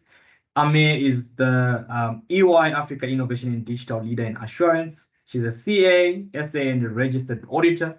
Over the years, she has worked in collaboration with several global digital and innovation leaders, regulators, and professional bodies to create new opportunities to use data analytics to improve audit quality and effectiveness, and demonstrating the power of data to clients to enhance decision-making. Over to you, Ame. Thank you, Kumo. Right, so we've all seen how much AI has been in the news lately. In many ways, the hype and media is not actually helpful because it's too easy to both over and underestimate the importance of the development. But the hype is also not quite the same as some of the other cycles that we've seen, such as the metaverse, blockchain, etc. The speed of which it is coming is just not comparable. And so at the moment, it's very significant. So I'm not going to introduce myself, but that, as Kumo mentioned, I am the EY Africa Assurance, Innovation and Digital Leader. And I've been specifically in the technology space now for more than a decade. All right, so before I dive into how AI is evolving the audit world, we must first start with why. So trust is the basis for capital markets. And of course, our responsibility as auditors is to bring trust to our clients, businesses, and the society. And trust is based on reliable data, processing and reporting of financial information. So it's quite clear that data is key for our trust services, specifically for our audits. The challenge, though, is the increased volumes, complexity, and of course, security. And if we just look around the world, nowhere do we analyze more data than in audits. I mean, if you just think about EY, if we look at Africa and Europe, we've got over 90,000 engagements.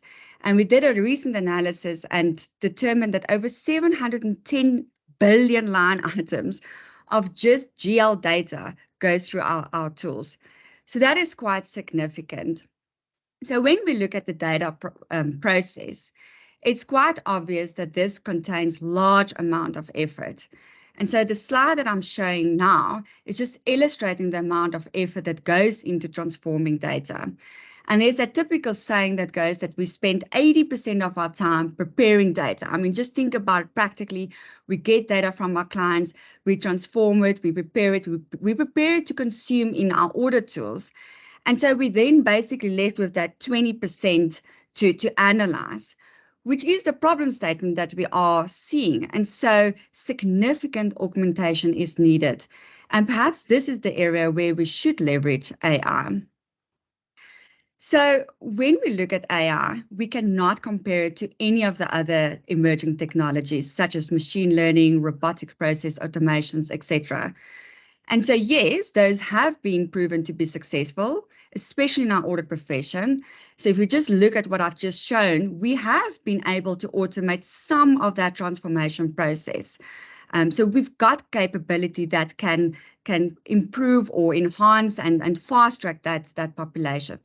Also, if we think about certain OCR technologies that we currently have, where we're able to convert PDF documents to Excel documents.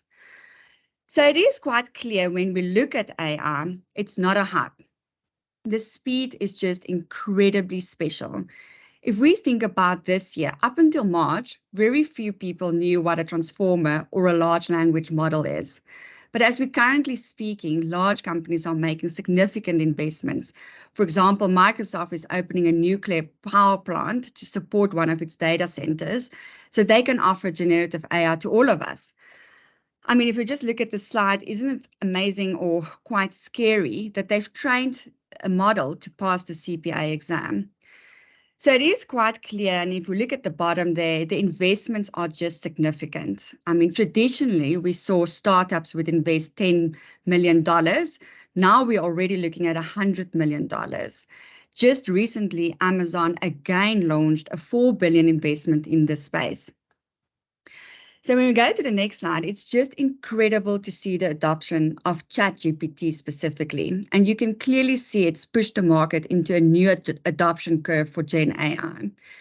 So here you can see it literally took 5 days to get to 1 million users. So quite powerful.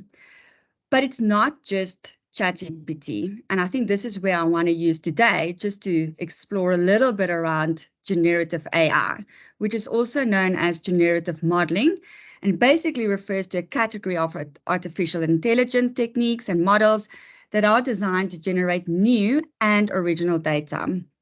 So Gen AI models can be trained on different data. So don't just think general ledger or financial data, but also think images, text, or audio. So it is quite clear that we need to think differently on how we create use cases for this in the audit profession. So in one of our recent CEO reports, and I'm just going to quickly touch on this slide, I just want to highlight that 65% already recognize the benefits of AI. So it's quite different when we compare it to the previous emerging technologies where they were quite hesitant and cautious in the beginning. And here we can see quite a large number of 65%. So if we dive deep into some of these benefits, and I will talk about some of the obstacles. So just recently, Microsoft already reported that 55%, and in fact, 45% of the current code that's been written is done by ChatGPT.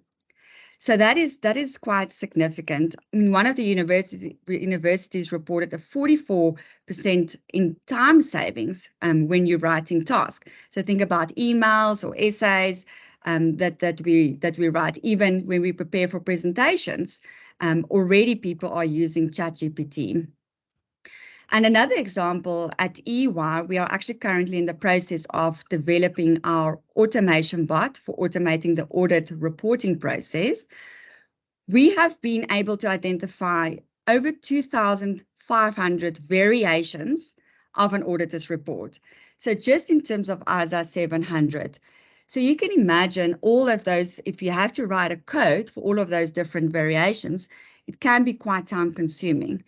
And so in fact, we did initiate writing the code and building our tool for this. Until we recently launched our own internal Gen AI capability in our private code cloud, we were able to significantly reducing the coding period. I'm talking around days. So you're comparing months of building a tool to days. So again, from a developer's perspective, this is a game changer. If we look at the increase in creativity, I mean, we've just seen how creating pictures from text has just disrupted the creative worlds, where already 34% of the Gen AI patents are linked to image generation. But of course, we should not ignore the current challenges. And this is where the businesses, so although the CIOs do see the benefits, there are still some ethical questions to be resolved. And so a concept I want to explore today is really around a deterministic model. So when we refer to AI, we get two types of models. We get a deterministic model and a probabilistic model. So think about how ChatGPT has just erupted in our world, not just in our enterprise life, so our business life, but also our personal life. It is really probably the first technology that we've seen that is not deterministic. And so what I mean by deterministic is when you look at traditional tools, you would have an input and you would expect an output. And so no matter how many times you repeat that process or who does that calculation, you will always get the same outcome. So when you think about traditional data analytic models, where you look for outliers such as duplications or missing fields, you will always get the same outcome. And so it's true for many of the AI types out there, specifically machine learning and deep learning, but it's not true for this technology, which is generative AI or generative artificial intelligence. So to show you what I mean, we've got this picture. So we used a little bit of a vignette here, and you can see on the slide, I mean, think about DALL-E or Midjourney or some of the other image generation tools. So it's basically you prompt it with a text and you say what you want. So here we've actually asked it to create this picture for us. And so it created this picture in this way. So you can see that this technology operates in a completely different way, which is what we call probabilistic. So in the next slide, what we did is we just changed one word. Or in fact, you can test this. If you move a word around or something, you will get a completely different outcome. And another example is hallucinations. And some of you may have heard of hallucinations, but it's quite important to understand that when we prompt ChatGPT, it may provide an incorrect response. And there are very many statistical reasons why it does it at the moment, and they're looking to improve it with the new versions. But for example, my daughter the other day had a maths question. And so she just had to determine, how many days will it take if you have 1 rand a day and you double it? So how many days will it take to get to 10 million rand? And so interestingly, it got the answer right, but the calculations it provided was wrong. And so, of course, we corrected it, and thereafter it gave the correct answer. So therefore, I think, coming to what it's important is when you create these strategic pillars, you really need to think about what it is that you want to achieve. And so here we've got value accelerator, which is really looking at your already existing technology. In fact, you may find that you've got technologies and tools that just need augmented, that can be augmented using Gen AI. Also look at where your gaps are. So do a maturity analysis, look at where those gaps are. And I always say we need to start with the problem statement. We often so focus on getting a new tool or a solution out there that we need to actually think about what is the problem. So when you think about your audit profession and your audit teams out there in the trenches, what is really the pain points that you want to augment? And then most importantly that I want to focus on today is really the confidence index. So when you heard me now just speak about the picture generation and Gen AI being probabilistic, you need to understand what is the confidence that you're going to have when you get an outcome. And so at EY, we've developed some industry-leading practices in risk management, governance, data oversight, to provide a thorough evaluation and a monitoring framework for AI.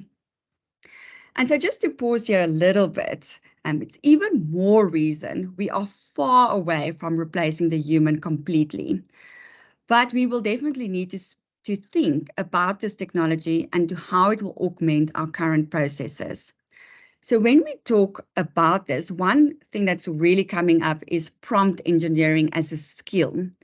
So it's quite important when you prompt this capability, and when I say capability, I refer to ChatGPT, your picture generation models, or even these other large language developed models. It's really important to understand how you prompt it. And so we see already a skill coming out, which is called prompt engineering. And prompt engineering is really the act of creating a specific instruction that help guide a large language model to give the desired output. So while prompt engineering is not necessarily an accredited skill yet, although I do see that this is going to get there, it's a valuable technique that has emerged in the field of natural language processing. And it's really used to improve the performance and control the output of language models. And so with this, it's quite important that you upskill your people and your staff. We definitely want to use it, but obviously in a responsible manner. And so it requires a deep understanding of the model's capabilities as well as the limitations when you want to create or design effective prompts. All right, so just a quick squiz at what we're doing at EY. So EY Canvas is our audit documentation tool. And then we've developed a layer on top, which is called EY Canvas Artificial Intelligence. And it's really our overarching technology framework that harnesses collective knowledge from across the EY organization and creates advanced pattern recognition and AI aggregated news feeds. So currently, we're spending a lot of effort educating our entire firm on the principles of AI, and of course, to create awareness, because we really believe that if you can use this in a responsible manner, it will spark many more use cases in this generative AI space. So there was that graph earlier that I showed that ChatGPT is picking up, but Gen AI is, where we want official use cases to be developed. So an example of what we're currently developing is EY Alley. Quite passionate. There's a few that I'm passionate about, but this is really taking our methodology. So think about in your audit firms, you've got your ISA methodology, your IFRS interpretation. And so we're at the moment training our own version, which is called EYQ, which is our private version of ChatGPT. And we're in the process of training it to become a chatbot. So you can imagine if you're out there ticking and bashing, or we shouldn't really call it anymore ticking and bashing, but if you have a materiality question or so, you can then ask this chatbot to help you or guide you to the correct references instantly. So this is really a game changer for us. We've already developed another chatbot, which is called our payroll chatbot. And I thought today I'm just going to show you a quick snippet of what it looks like, and so that you can start to get an idea of what these chatbots are.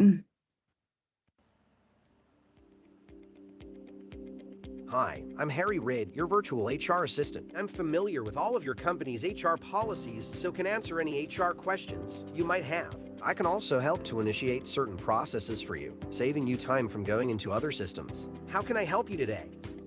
Hi, can you please tell me how many days of leave I've got left for the year? Certainly. As of now, you have a total holiday allowance of 30 days for the year. You have used up 18 days so far, which means you still have 12 days remaining. Your basic allowance is for 27 days, and you have elected to buy an additional 3 days. Is there anything else I can assist you with? For personal reasons, I would have to take some unpaid leave. Can you assist me with that? Yes, I can definitely help you with that. Please note that unpaid leave is subject to approval by both your line manager, Nick Nicholas, and your counselor, Raja Swati. Also, all leave requests need to be done on ServiceNow. All right, so just an idea of, this is not far from being live. So I hope this is starting to spark some ideas, and to give you even more, I thought to show a few more examples of what we're doing specifically in the audit space. The first one is called, don't really stress too much about the names, but it's our document intelligence for financial statements. Now, this is quite powerful because here we are looking at when we're performing financial statement tie-in, which we can, I think we've all experienced, it can be quite a tedious and painful process, depending on how many versions there are from our clients. But in fact, very importantly is the disclosure checklist. So the tie-in is one part of this tool where we are able to extract our trial balance from our audit file, which is called EY Canvas. And when we tie it back to the financial statement. So there are already some of these technologies, but this automates that completely for us. And it will then pop out some of the areas that they couldn't tie in and that you need to follow up. But the more powerful part of this is the IFRS part of it. So where it starts to compare the disclosures to IFRS. And it will then prompt you to say, what disclosures are missing or what disclosures are in the wrong place or even not sufficient. So when we think about our current practices, traditionally, we've got our team out there, but it's really quite challenging because as a team member, when you're performing these execution, you need to have a proper understanding of the entire business as well as the financial statement process. So again, this augments that process even further. So not even talking around fast tracking and being more efficient, but creating a more holistic view. The second one I want to shows something that we've been working for many, many years, is the anomaly detector. Now, earlier on, I touched on the GL and how many data lines are going through our tools. So if you can remember, there was about 710 billion lines. So if we just think about your current audits, that is a lot. So having someone, I think we can be very proud. Let me just take a step back, that we are able as an industry to extract data from our clients, or albeit most of our clients, and prepare it and upload it in our tool. So we've definitely come a long way, but we still need a significant portion of human element to analyze that data. So if you think about that area where I was talking about analyzing, and again, you need a vast experience. So when we look at audits, we follow a risk-based approach to identify and select journal entries. And we do that throughout planning and execution of the audit. And traditionally, we need to have experience and understanding and context of the financial statements, businesses, and processes to really understand which journal entries have higher characteristics of management override. And so there's definitely a huge people dependency on auditors in this process. Now, what this anomaly detector does, it applies a sequence of machine learning-based techniques to identify anomalous journals, which have characteristics either of higher management override or higher risk of material misstatement. So first, it develops a model to predict the amount of debits and credits posting to each general ledger account each day. And for each day that has a significant variance for a given general ledger account or journal entries for that day related to that account, it will then move it to anomaly detection outlier. So it basically provides your report of the journal entries that you need to go investigate. And this is over and above traditional methods where we look at round journal entries, weekends, etc. This is starting to look at behaviors of transactions. As we understand, if you want to commit a fraud, you will try your best to hide it. So of course, the audit team can then access the viewer and obviously analyze and follow up on these anomalies. So, right, I hope that has been somewhat insightful. I think I just want to touch on one more technology, and this is something that's really available to all of us. We can go to the next slide. So I mentioned earlier that Microsoft is investing significantly in creating more data centers. And one of the solutions that they want to bring or planning to bring to everyone's doorstep is called Copilot. Now this, and I've mentioned the word earlier, is really a game changer, because now we're already seeing how applications are starting to build AI into existing applications. And of course, Copilot will be available to everyone who owns Microsoft. Of course, there's certain windows that you need to have, and obviously T's and C's, but the idea is it will be available to everyone. So if you think about your organization and how it will change your current staff, so not just your audit, but also your business, your finance office, your PAs. And so some of the examples that we've seen, it's pretty cool, and we've piloted a few, is to create proposals. Often you'll get a proposal that lands on your desk and it's due tomorrow or 2 days from now. The turnaround is incredibly quick. And so using Copilot, you can start to prompt it to create a proposal for you. And it starts to learn around, how do you do it? How do you change it? So it continuously learns and uses information from a, global perspective. Again, it's PowerPoint based. So also, if you think about Microsoft Excel, you will have on the top right a little box, so it's almost like you chat with it. So often we find that when we want to do calculations or formulas, if our data is not in the right format, and I'm going to use a very silly example, but a VLOOKUP. So how many of us do get sometimes errors of VLOOKUPs? And it could be that your data is not in the right format, and this will actually change it and transform it in that format in order to do a VLOOKUP. So you can actually prompt it to say, please take column A or C and VLOOKUP it from this sheet to that sheet, and it will automatically do it for you. So again, I honestly believe this is going to be a game changer. Other areas, I've mentioned some of the more technical areas there at the bottom right. Due diligence will really start reading documents for you, see if there's ethical issues with it. Another thing is also in Outlook that we can look forward is it can create meetings, it can write emails for you. So quite powerful, something that I think is going to just again, change the way we operate. As I mentioned earlier, we honestly believe artificial intelligence or generative AI is going to be completely different to all of the other technologies. So traditionally speaking, if you were to deploy an RPA, a robotic process, or you want to automate something, you would have a core team that has specialized skills and developing the solutions in that area, and then obviously deploy it. So you really found that the rest of your practice needed to know about what is happening and have a certain 5 skill. minutes left, Ame. And so in this area, we see that everyone's going to need, quite an extensive understanding. All right, I'm luckily at my last slide.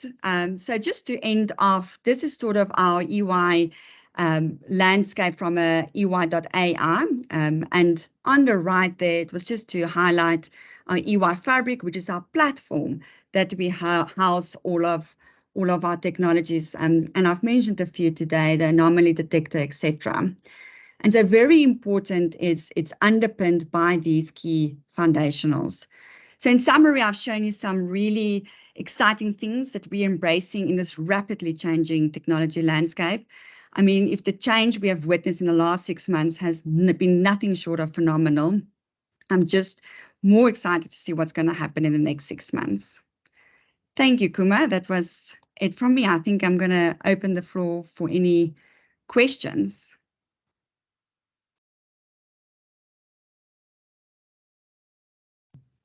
Thank you, Ame. Such a lovely presentation. We have quite a few questions in for you.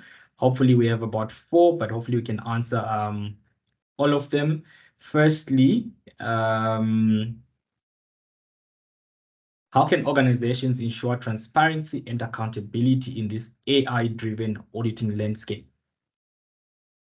So if I understand the question correctly, it is, I'm actually not sure. So how do we ensure transparency and accountability in this AI-driven audit landscape? So I think, what's critical here is your governance and your risk management processes need to be properly aligned. So as I mentioned, more than ever before, we're probably going to see that whatever models you build has to be properly tested and challenged. So as you build a model, it's not just about testing the outcome, but it's about challenging and continuously challenging that outcome. Of course, some of the capability, if we speak about audit specifically, I think one thing that's important that we already trying to document is the audit trail of these machine learning capabilities is going to be important. So however it comes out with a solution, you need to be able to have that audit trail. I'm not sure if that helps. Thank you, Ame. We've got a question from Clayton Scott. Clayton is asking, how are you managing the self-review threat that an audit model used to extract or learn off the data is the same applied by a client in generating the data? Namely, model will generate same result at audit and creation stage. Yeah, 100% correct. And I think this is the challenge that I was highlighting, is that when you develop a model, your outcome always has to be the same. And so this is where I mentioned the human element will always be important. We're not there, especially in the audit profession area, where we can rely on the judgment, if I can so call it, that is leveraged by the AI. Because think about Gen AI, it's trying to be a human. It's trying to think like a human and present answers differently. So before we see that we can actually leverage some of these these outcomes as audit evidence, we need to be 100% sure that we are able, and that's where I'm sort of repeating my audit trail. You know, what was that thinking in getting to that answer? Thank you, Ame. Given the time left, I'm going to have to let you go. Please feel free to answer the questions in the question and answer. You can reply to the attendees. I have to introduce the next speaker now. Thank you, Ame. This was brilliant. Our next speaker is Christian Stein, who is a product manager at Caseware Africa. Christian's professional trajectory underscores his unwavering commitment to delivering cutting-edge solutions and driving excellence in assurance and analytics. Christian, over to you. Thank you so much, Kumu, and thank you to the IRBA for inviting me today to the Innovation Day. I think we've had some very insightful speakers, and hopefully I can follow on those. So, as Kumu mentioned, I am going to talk about Caseware a bit, and I'm the product manager for audit and assurance within Caseware Africa, and that includes analytics for us. So it's important that when we look at where Caseware IDEA fits in, it fits in part of the assurance suite, and it forms part of the assurance ecosystem, because our vision is eventually to have your audit supported by analytics and actually powered by analytics. We saw some of that in the earlier presentation as well, but we also want to go and innovate, and our research and development team is busy with how can we actually support auditors within the analytics roadmap as well. So when we look at Caseware IDEA, within the Caseware IDEA landscape, there are 4 types of analytics that can be performed. First of all, it is your ad hoc analytics, where you get the data, you play around with it, you discover some information from the data, and you can use some machine learning there to help you with your risk assessment.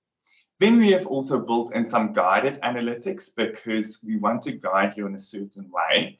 And there we make use of our smart analyzer apps to help you on this journey on how do you test journals, how do you test sales, when you're actually testing it, how do you go about getting the data in a certain format for you to analyze the information.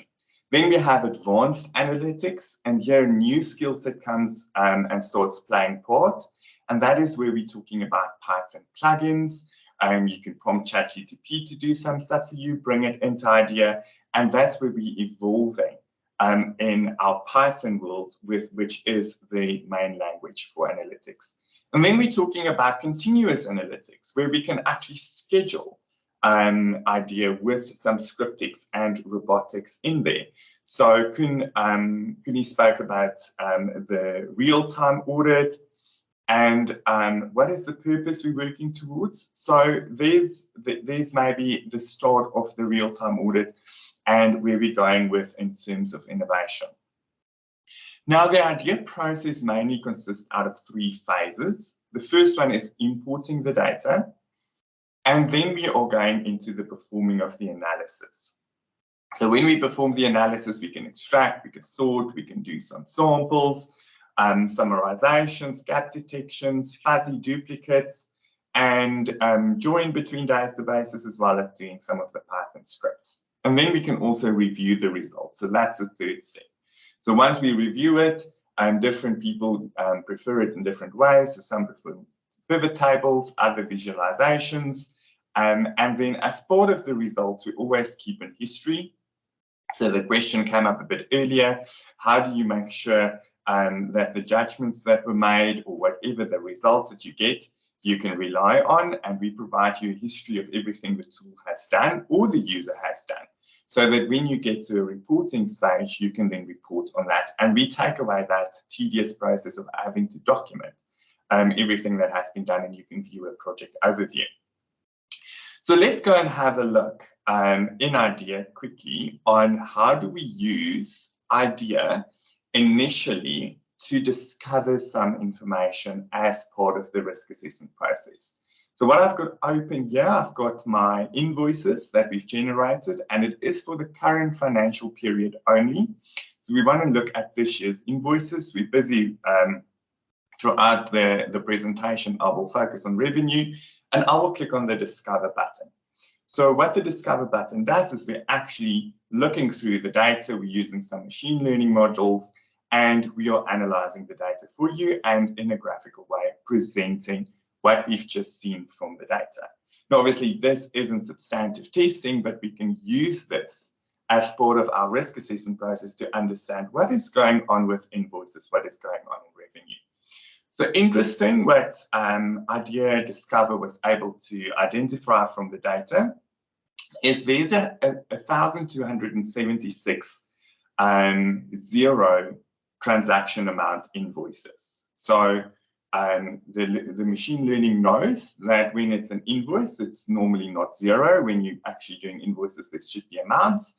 And then we've identified all of these zero amount invoices. So you can then click through, have a look at those, understand, maybe go have a discussion with management. When would there be zero amount invoices?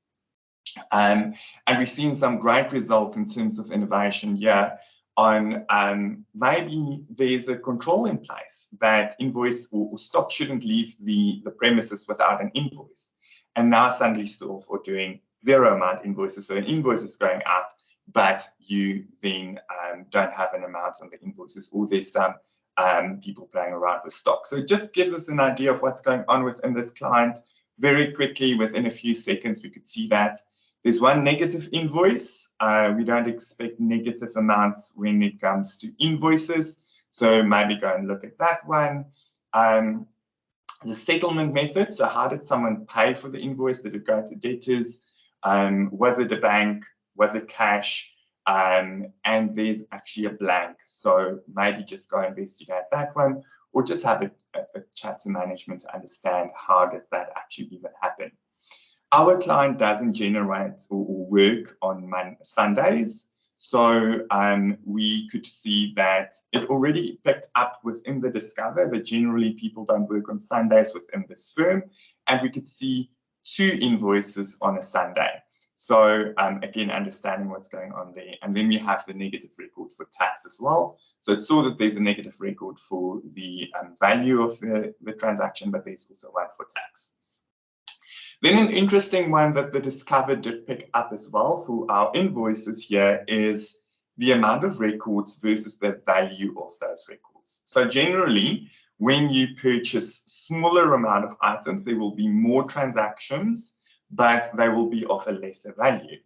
And that is the trend with this client. But then once we get to the 8,000 Rand, suddenly there's a pick up in terms of the data. So when transactions are more than 8,000 Rand, then the trend is higher. So it went down and then suddenly it goes up. So maybe there was a sale, maybe something was going on, we can go and investigate, or we can increase our risk assessment for this specific client to say something is going on in this specific band of transactions and we need to focus on these invoices and what's going on there. And then if your client isn't a seasonal business, we could expect IDEA to identify for us as well, in terms of the Discover, what is going on within the business itself, when was most transactions or most invoices sold, and actually we can see in period 9 for this specific financial year, the most count of records happened, but the value isn't significantly higher. So they had a lot of sales, but not for higher amounts. And we could go and have an understanding of what happened there with the client. So that is an example of how we can use analytics and some machine learning as part of our innovation journey on doing risk assessment and really understanding what is going on within our clients and focusing our attention on the work that we need to do.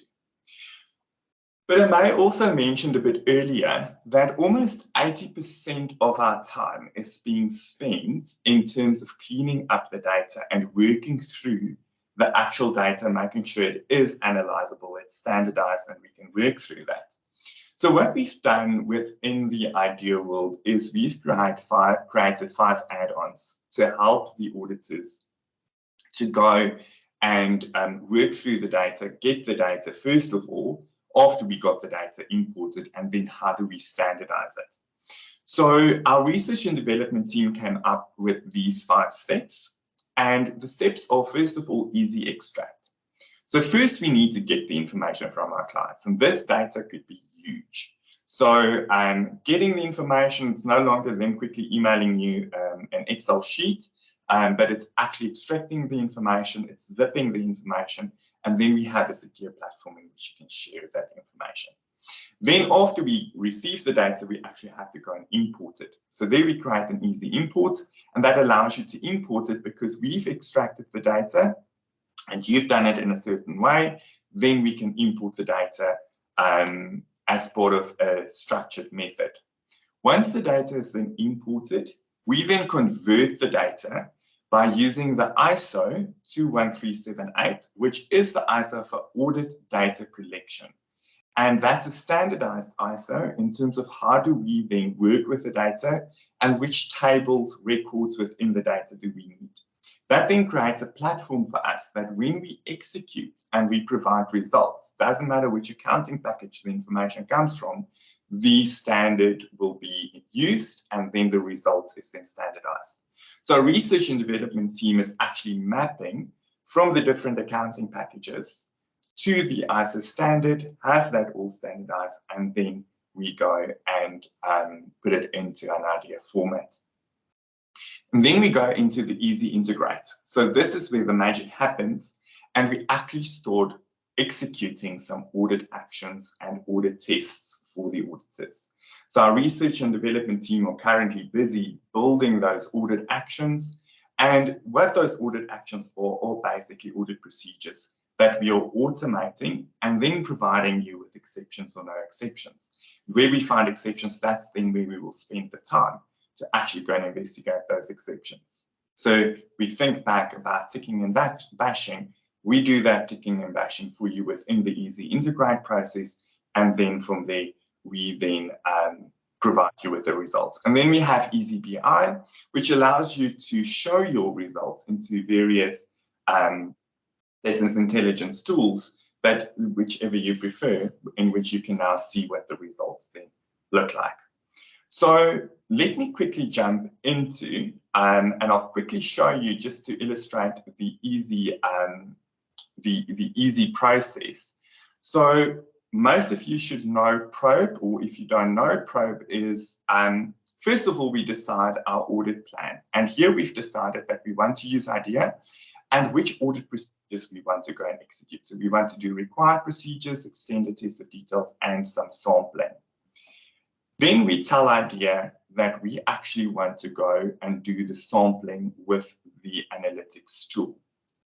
After we told it that we want to do the sampling, we then go and indicate to the tool the actual audit procedure on which we want the audit actions to then go and execute. And we've built in the information for you to show you, you can actually go and execute this specific procedure within IDEA. So we've already, I've already run it. So what I want to show you is, first of all, the test strategy. So I've showed you we are going to perform tests on section 700, which is revenue. We'll do the significant, we'll do a sample, and yes, we want to execute tests there on revenue. So the information within Easy Integrate get pushed from working papers, which is your audit methodology, into IDEA, which is your analytics tool, and the two then talk to each other. And now we know we want to go and execute.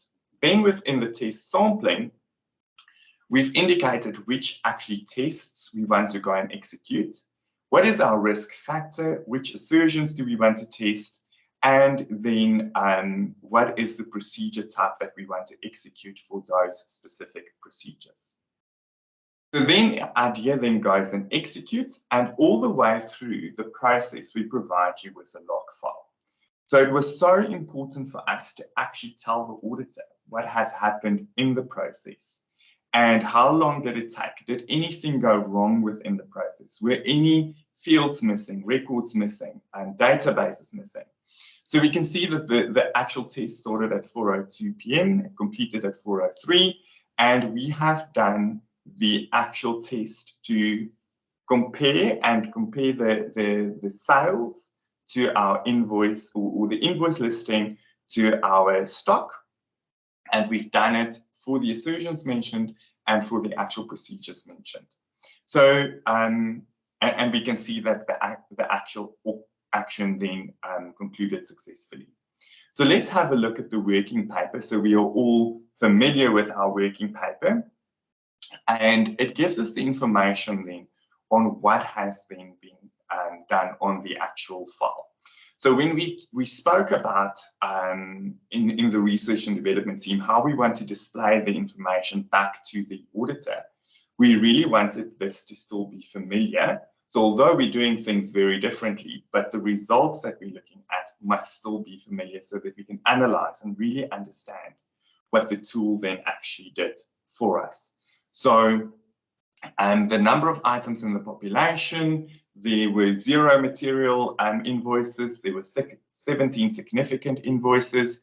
We're not at this point taking into account any unusual items, and then the remaining items in the population. Now, if we look at the invoice numbers there, there's 41447 and there's 41464. So the difference is the 17. So the 17 is already taken out, and because we've already selected that, and then we have a remaining population to then go and actually test. Together with our risk factor, we then end up with a sample size of 323. Together with the 17, that gives us 340. Now, as I mentioned, we already went and we then mapped the accounting package information to the ISO. And what we have then done is we provide you with the information. So before you start the actual analysis on how we have mapped the information between each other, which fields can you expect to see, and then what do these fields or records actually mean to you? What is the format it is being displayed in, and how did we convert that actual information? So let's go and have a look at the actual selection of the data. So here is my sample. It took about a minute to select the 340 together with 17. The tool then tells you that these are the 17 significant entries, and these are the original numbers from the sampling record. So the original format when the transactions was actually indexed, where it's coming from. And this is the sample we are now working with in terms of our invoices and the invoice amounts and where the actual invoice went to. So then we provide the person running the test actually with a summary to say that were there any exceptions and or were there no exceptions. And now, Sandra, you're going to say to me, but Christian, how do you go from 340 invoices to just over 1,300 when we're looking at the number of records? And remember, we're doing it per invoice line. So first of all, on a high level, we selected invoices, but when we're doing the actual tests, we're testing every invoice line. So this is telling me that the following invoice lines were actually tested. And we can see that there are some invoices that actually don't relate to stock. So we provide you those within to say that there's no exception. And then there's other that does relate to stock, and the invoice line item and the amounts actually do agree. And then there are 49 records that actually do not agree. And we also give you the value of those specific transactions. So if we go and have a look at the actual summarization of stock, there could be some freight, there could be some miscellaneous charges, non-stock merchandise, and then some stock merchandise within this specific client. So these miscellaneous and the freight generally then forms part of those items that were not tested. And then let's go and have a look at the results in terms of the 7. So think about what we've just done in terms of innovation and executing on this procedure. Previously, someone would have to go and sit and tick and bash the 3 or select the 340 invoices. They'd then have to go per line item, agree the different records, which is about 1,300 records. And then when we're talking about the auditor's purpose and what is that per article clerk doing, ticking and bashing, and do they feel that they still have a purpose? These are some of the reasons they maybe don't feel that they have a papers because they're sitting and taking all of these data points and comparing it with each other, which generally isn't a nice job to do. But now we can say, listen, we've done that job for you, but what do you now just need to do? And we'll say to you, these are the 7 invoices that actually had invoice line items that did not agree, and these are the exceptions. So focus your time and your attention on these 7 and understand, is there any other types of transactions happening? What is going on within those transactions? So don't go and spend your time ticking and bashing all of the other 1,300, but spend your time actually understanding, maybe we missed a point within the inventory, maybe something went wrong there, but go and analyze it and then have an understanding there.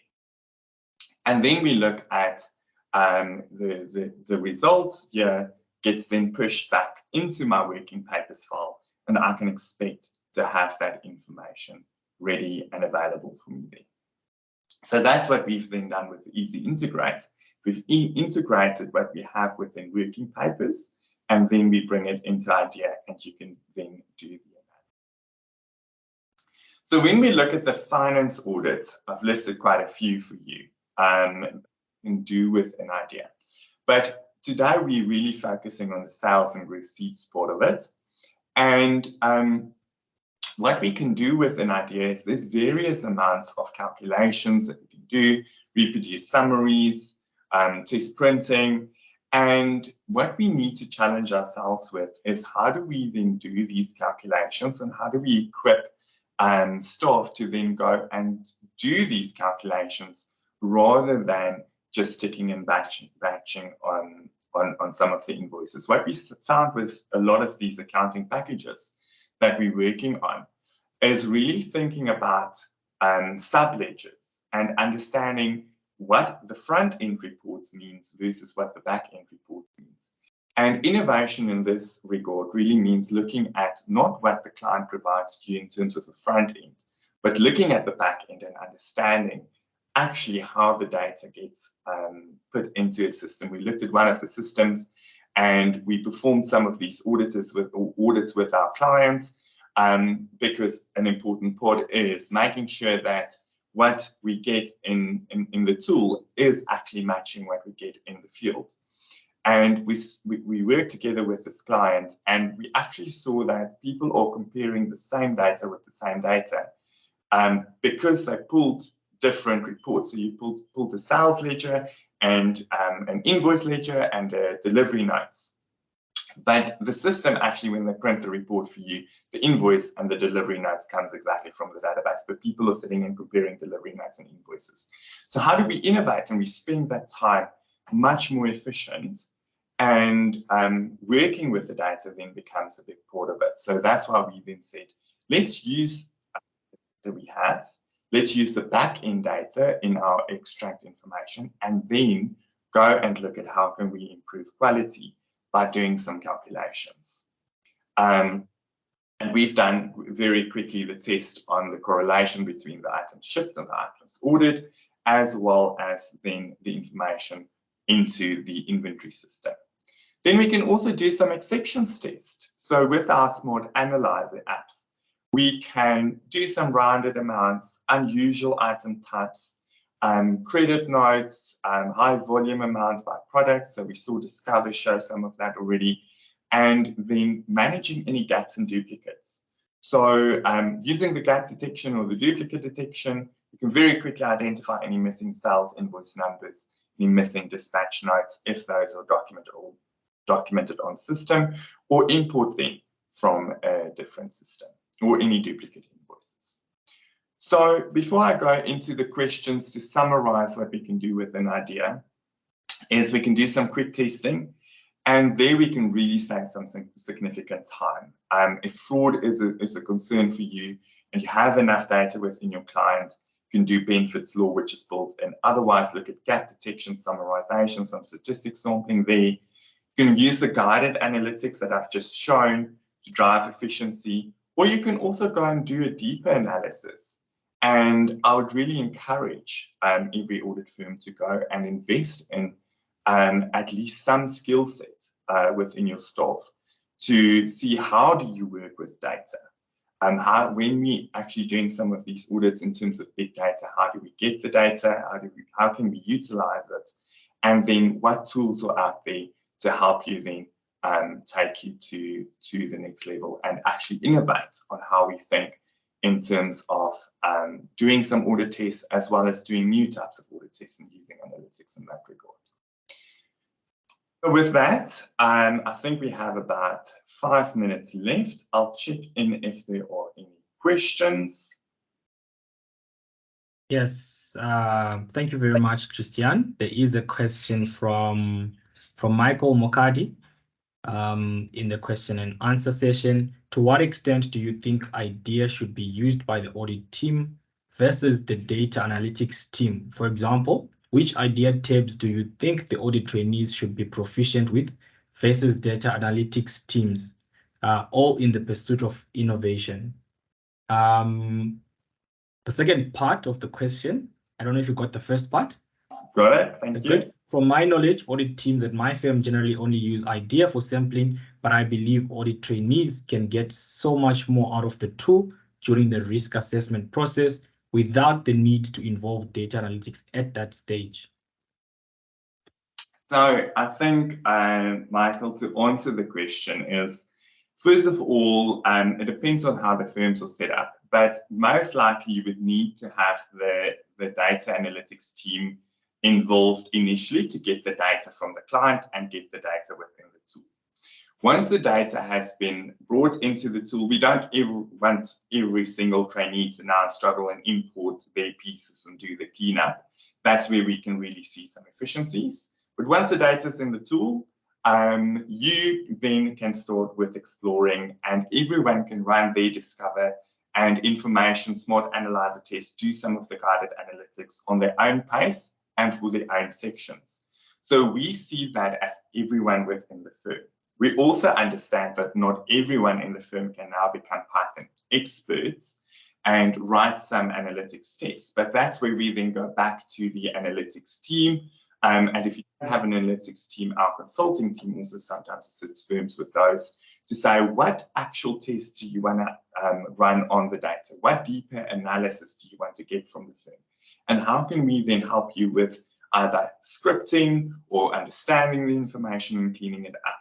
And then bring that to the forefront, do the reports for you, and then give the information back to the audit team so that they can then go and analyze. But it's very important that those two teams, if they are separate, work very closely together.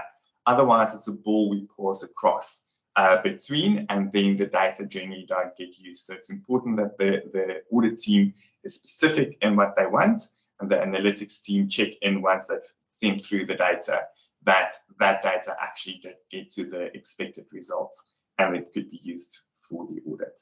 So Michael, I hope that answers your question. And then in terms of getting some value, definitely a great tool for sampling, but I would definitely recommend use it for some of the guided tools as well. The Discover is there, you saw it's a click of a button. The smart analyzer tests are there already built in.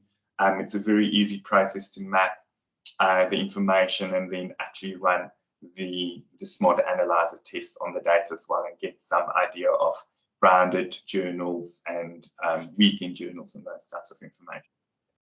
The audit as well. Thank you, Christian. There is another question. Unfortunately, I can't see the name. It says anonymous user, but the question is IDEA Integrate ready to use now? Cool. So what we've done is we are releasing it in a few stages. So we released back in 2021 our integration with our first accounting package, which was Pastel Partner, and that is ready and available to use now. Research and development team is currently working on our SISPRO analysis and bringing the SISPRO information in. And that we are planning to release early next year. So if there's any firms that want to reach out or they have a SISPRO client that they want to work on, they can reach out and get in contact with me directly. We've got a few clients already. And if you want to then be part of the early release preview, we can make you part of that journey and you can start testing and playing around results that we get from IDEA, also provide us with feedback, and then that's how we all work together. We innovate and we work together in this whole journey. So we're having an early release preview available now that clients can sign up to if they want. Thank you, Christian. I do not, oh, sorry, there is one more question. Let me just quickly publish it.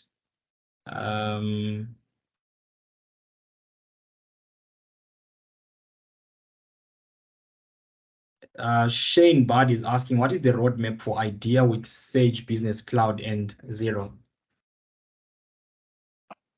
So we have done an analysis with our clients in terms of the bigger accounting packages.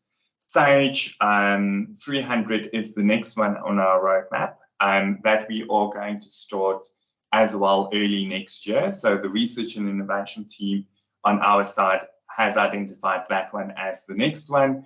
And then going forward, we'll start working with the cloud apps as well, such as Zero and some of the others as well. But our next one we'll be looking on is Sage. Right, thank you, Christian. We're out of time for your time slot. Thank you very much.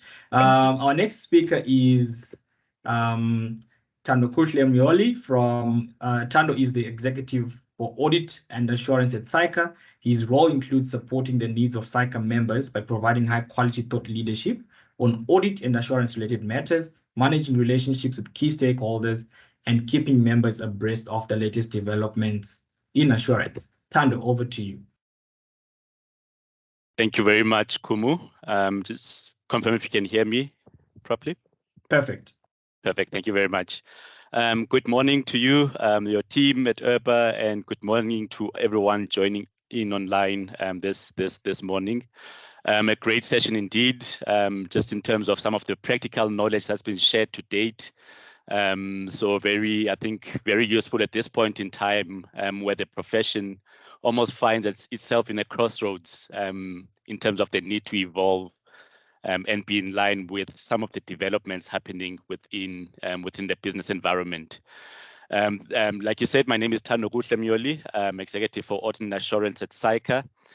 I think just before we start, I'd probably just like to highlight the fact that we need to be responsive to some of these, to some of these issues that have been discussed, particularly around the area of technology.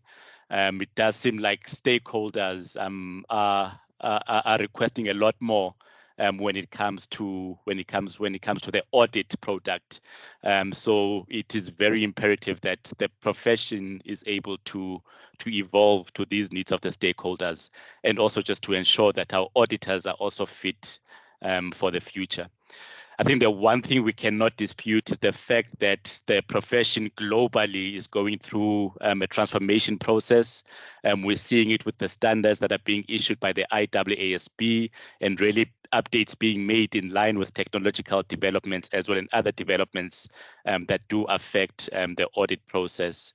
But I think one thing for me that will remain almost steadfast even as we go through this evolution process is the fact that audits are very important in the capital markets, and that high quality audits will continue to be the backbone to the functional of the capital market. So I mean, our economic growth as a country is very closely tied to how well the auditing profession evolves and how well the audit profession is able to continuously provide those high quality audits. So platforms such as these, where different stakeholders are able to come together, share their experiences, are really important to make sure that we, in a collaborative manner, are able to create the type of profession that we desire as a country. So yeah, I think for me, I really resonate with the topics that have come through and have been discussed up to this point. But I think I just want to take a step back. I know we've been focused just in terms of where we are going with the profession and some of the changes that have been taking place. And I really would like to kick off just in terms of where the profession was, or when the profession was founded. I'm a person who likes history, so for me, I'd rather want to start with that historical perspective. And really find ourselves in an interesting point within our history, or within history. One of the most interesting, I guess, developments within history is around the Industrial Revolution in the 19th century in the UK. And interestingly enough, that's when we kind of trace back the foundations of the profession as well. So we start with the railway boom, as we'll call it, or as it is called within most historical documents, and how a guy by the name of James Watt created a steam engine that led to a more efficient train, which ultimately led to the railway boom, where I think about 8,000 kilometers of railway tracks were developed within the United Kingdom. And obviously within this boom, then it began to impact on the wider economy as well within that period, not just in the UK, but we found it spreading to other parts of the world as well, and really leading to benefits to some other professions as well. So foundries, lawyers, stonemasons, but most importantly for this conversation as well was accountants, who now began to benefit because of the nature of the transactions that were taking place within that economy. So obviously with any type of, I guess, boom, any type of development that took place, some people kind of saw opportunities to enrich themselves fraudulently within the process, or within this particular development, which really brought to the fore the role of the accountants at that point in time, and the auditors, just in terms of how they were viewed by society, because now, the country is developing. However, there are a few enemies, if I can put it like that, that were kind of trying to fraudulently benefit from the developments that were taking place. So the accounting profession at that point really came out as almost the heroes of society, because of their role that they played in terms of making sure that everything was done according to book. They were able to identify some of the crooks and rogues that were involved within this fraudulent transaction. And really the accounting profession, that's when it came to the fore, where they were able to protect, as they call it, the Victorian England at that point in time, who were trying to, or from fraudsters who were trying to exploit that industrial revolution. So in this case, and the point I guess that I'm trying to make is the fact that it was a profession that came out of the need to protect the interest of the public. So similar to teachers, similar to doctors, lawyers, one could say even priests at that point in time, the role of the accountant and the auditor was really around the protection of the public. And within this period, we saw a lot of, I guess, some of the key names that came out. It's the likes of your William Deloitte, who really discovered a lot of the frauds that were taking place in the Northern and Western railways. We saw the rise of Edward Waterhouse as well, similar role at that point in time, where the auditing profession really came into the fore of things, because these guys were now detecting all the fraud that was taking place within England. And again, those are some of the pictures on the left there. You'll see Edward Waterhouse, and then top right is William Walsh Deloitte, really the key founders of the profession as we know it today. And this leads me to the fact that we're seeing a lot of evolution taking place. We're seeing a lot of changes taking place, but there are certain fundamentals of the profession that can never go in and can never go away. Those fundamentals we need to continuously reflect on. We need to continuously teach them to those that are coming through in the junior ranks within the profession. What are those? Number one, the fact that there's a social contract between the profession and society. We earn our right to practice, I guess, as an auditing profession due to what society has given us. We see we've got an APA, which is the Auditing Professions Act that we've got in place that basically gives the members of the auditing profession the right to practice or the license to practice. Therefore, we can never forget the fact that there is a social contract and a certain expectation from the public in terms of the role that the profession should be playing. And I think that's why every time some corporate failure happens, the first issue or the first question that always comes up is, where were the auditors? So even though there might be a disproportionate focus on the auditing profession, but I think it is important that we really appreciate that the role, that the public has given us through that social contract. Another fundamental, I guess, aspect of the profession is the need for a strong and robust technical expertise amongst our members within audit.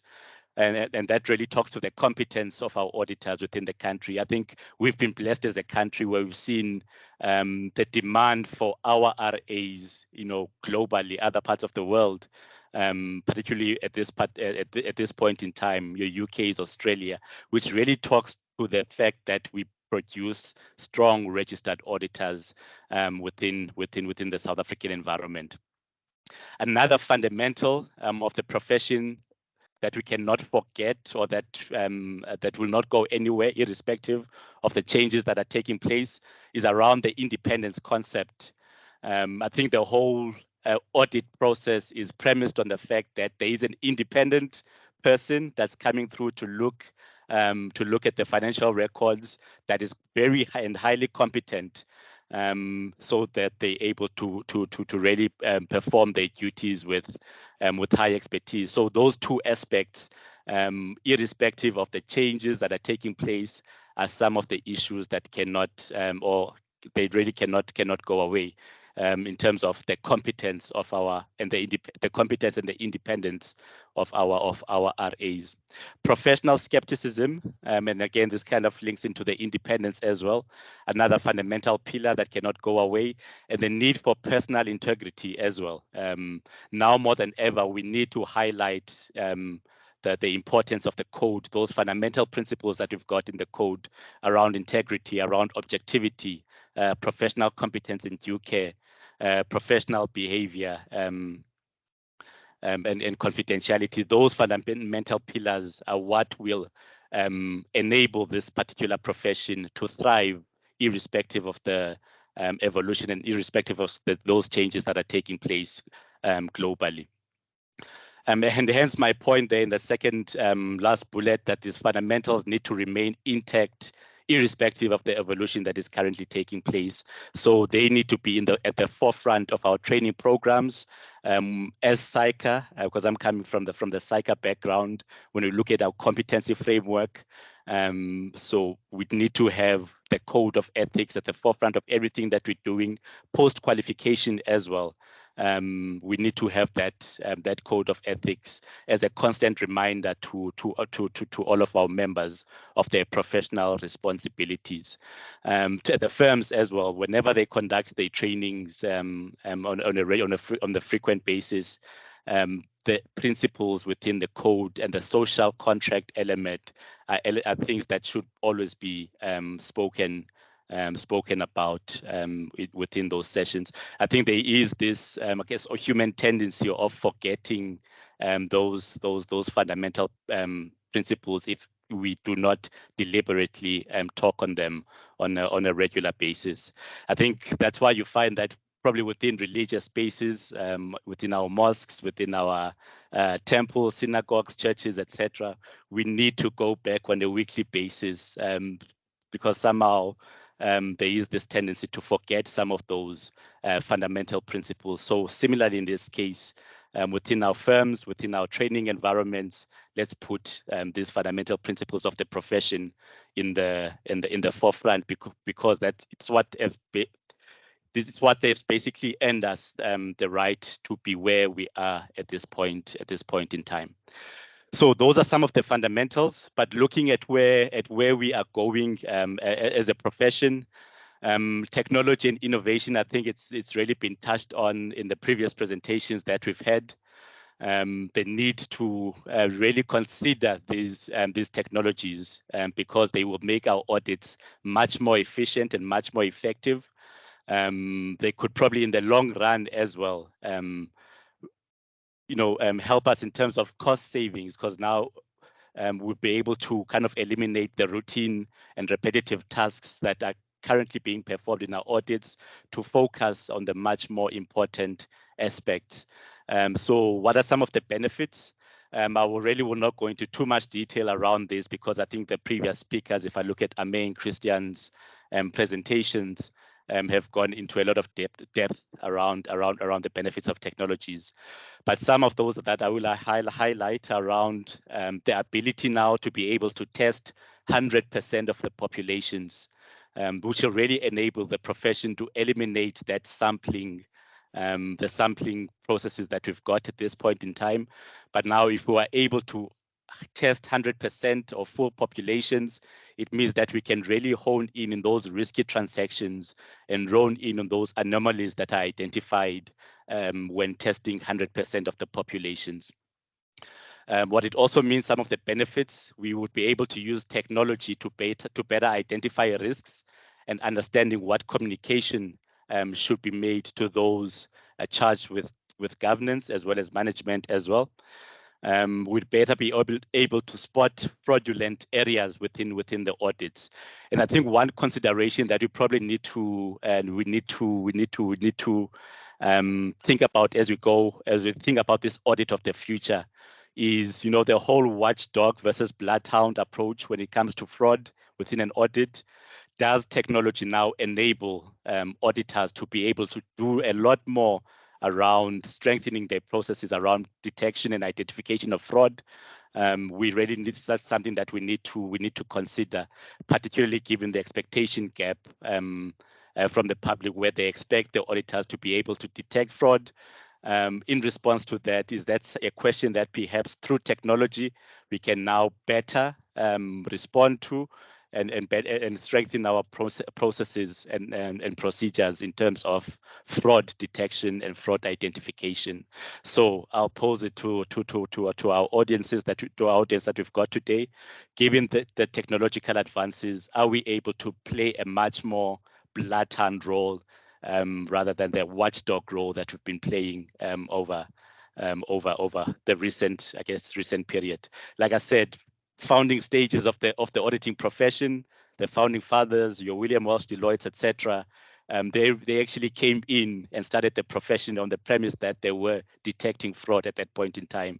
But somehow that seems to have evolved to the point where we are not really detecting fraud, or we don't have a responsibility for identifying and detecting fraud as a profession.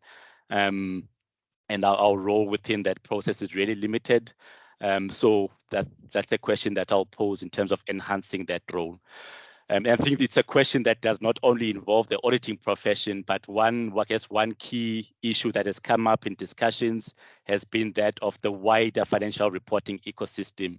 So given all of the role players that we've got, what can we do as a wider ecosystem to make sure that we satisfy that demand from the public to play a lot more meaningful role in the detection of fraud.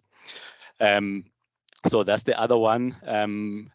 Forward-looking information. There's always been the case that the auditor comes in 18 months after the fact, or the report comes 18 months after the fact. So how? Again, one of the benefits that technology will bring is really that ability to be able to perform real-time audits, to perform continuous audits, so that the information that the auditors do bring is much more meaningful and comes at a time when when the stakeholders really do need it. I think I've spoken around that one, just around in terms of routine tasks, eliminating those routine tasks and allowing the engagement team to focus on the more riskier and important aspects of the audit. And really, those are some of the terms. If I look at the block on the left, just some of the benefits, again, real-time assurance, continuous assurance, maximum assurance, because now we can actually delve into 100% of the data.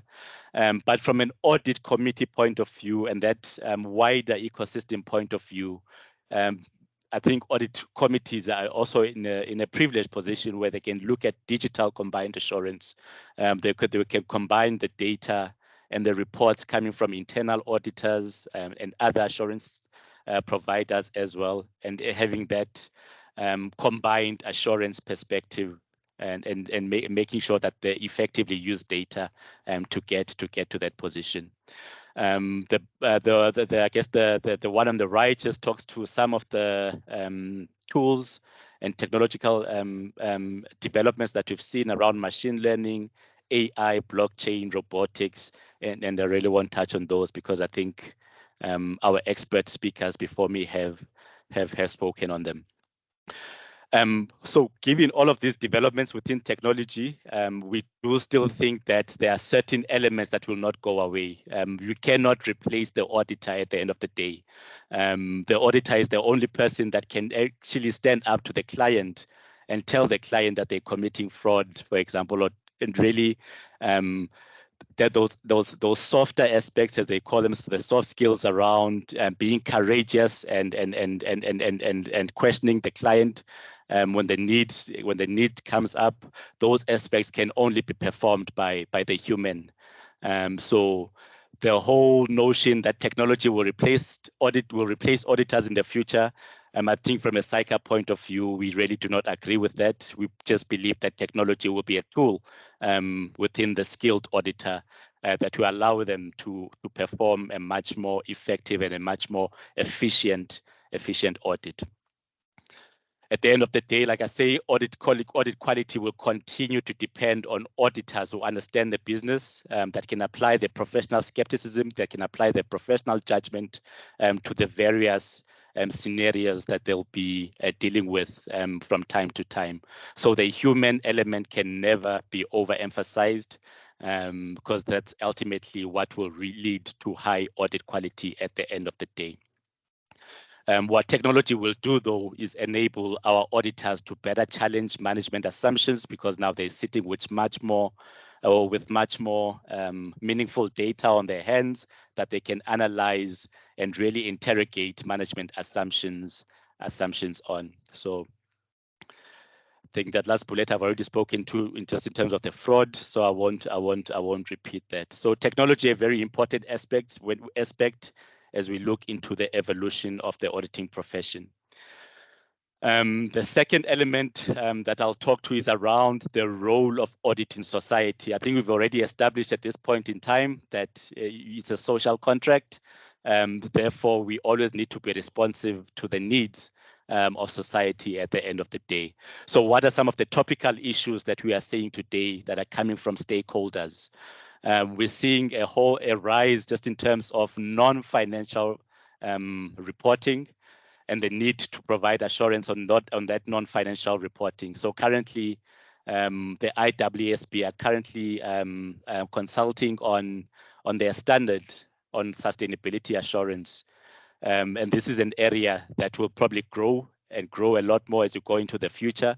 So ESG information, this is something that will really begin to grow, particularly as it becomes more regulated in certain areas. We've already seen talks of enhanced regulation around this area within the European environment, and it is highly likely that will filter down to all other global jurisdictions as well. Other areas, cybersecurity risks, hacking that's happening in terms of data being stolen. One can probably appreciate the fact that clients will begin to demand a lot more from the auditor to begin to look into that area as well. Money laundering, sophisticated mechanisms that are out there to launder money globally. So again, an area that auditors and assurance providers in the future will be able to provide a lot more. Going beyond historical information, and really that talks to the fact that now we can do things more real time as and when stakeholders demand the information.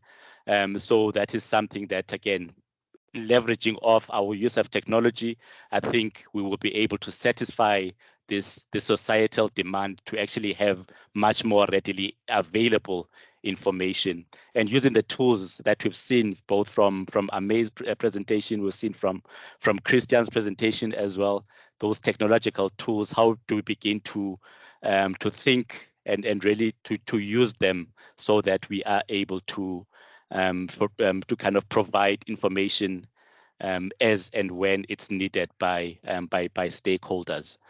I think one element that we cannot really not focus on as a developing country is around ensuring the ease of doing business for smaller entities. I think in the South African environment, we've seen, for example, the need to increase the public interest score so that we can, ease the burden of regulation on our small and medium entities. That's an area that we'll probably need to, as stakeholders, continuously advocate for in the various platforms that we've got with our regulators, that we've got with our government, to make sure that these future employment creators are able to focus on what they should be focusing on, which is the services and the products that they create, and really we need to ease the compliance burden and regulation burden on them. So how do we begin to think of ways of doing that to make sure that our smaller entities are able to thrive in this future state? Other interesting developments I've seen in the UK just around what they call now annual resilience statements. And again, that's talking to the need to look at more than the financial information, but looking at non-financial information and forward-looking information as well. So those annual resilience statements really talk to the liquidity and solvency issues within not just the next 12 months, but the mid and long term of the entity, dividend policies, sustainability of the entity. So there's these developments that are happening where the demand for non-financial information is on the rise as well. So how do we begin to drive audit quality within this environment? Like I said, the importance of joining the dots when it comes to the wider financial reporting ecosystem will be much more important now more than ever. Auditors only come in at the back end, but how do we begin to join those dots amongst those who prepare the financial information, those who have oversight responsibilities, other skill sets as well, like your forensics, etc. So that need just to kind of join those dots in terms of the wider financial reporting ecosystem will be very important. From a business point of view and the preparer point of view, ensuring that the right internal control environment exists within the firms and the training environments. Really, the need to break down hierarchies within our training environment to make sure that there is a robust culture of challenge, to make sure that senior staff members are spending enough time at their audit clients. I think with the whole technology-driven audits that we're seeing at the moment, there is that risk that audits will just be conducted remotely and little time will be spent with the clients. So we need to ensure that particularly the senior people of the audits spend a lot of time at the clients so that they're able to engage with management.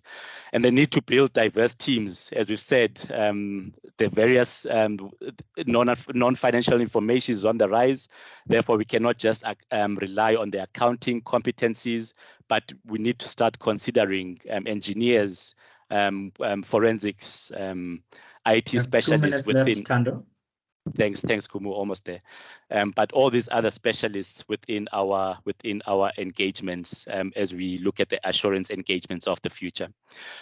As SAICA, what are we doing on our side? We obviously have the CA of the future competency framework that we're currently working on. And that's not just looking at the technical side of things, but we are also looking at how we can bring in digitization, that citizen mindset. So really just looking over and above the technical competencies, but building a well-rounded professional who will be able to thrive in this future state.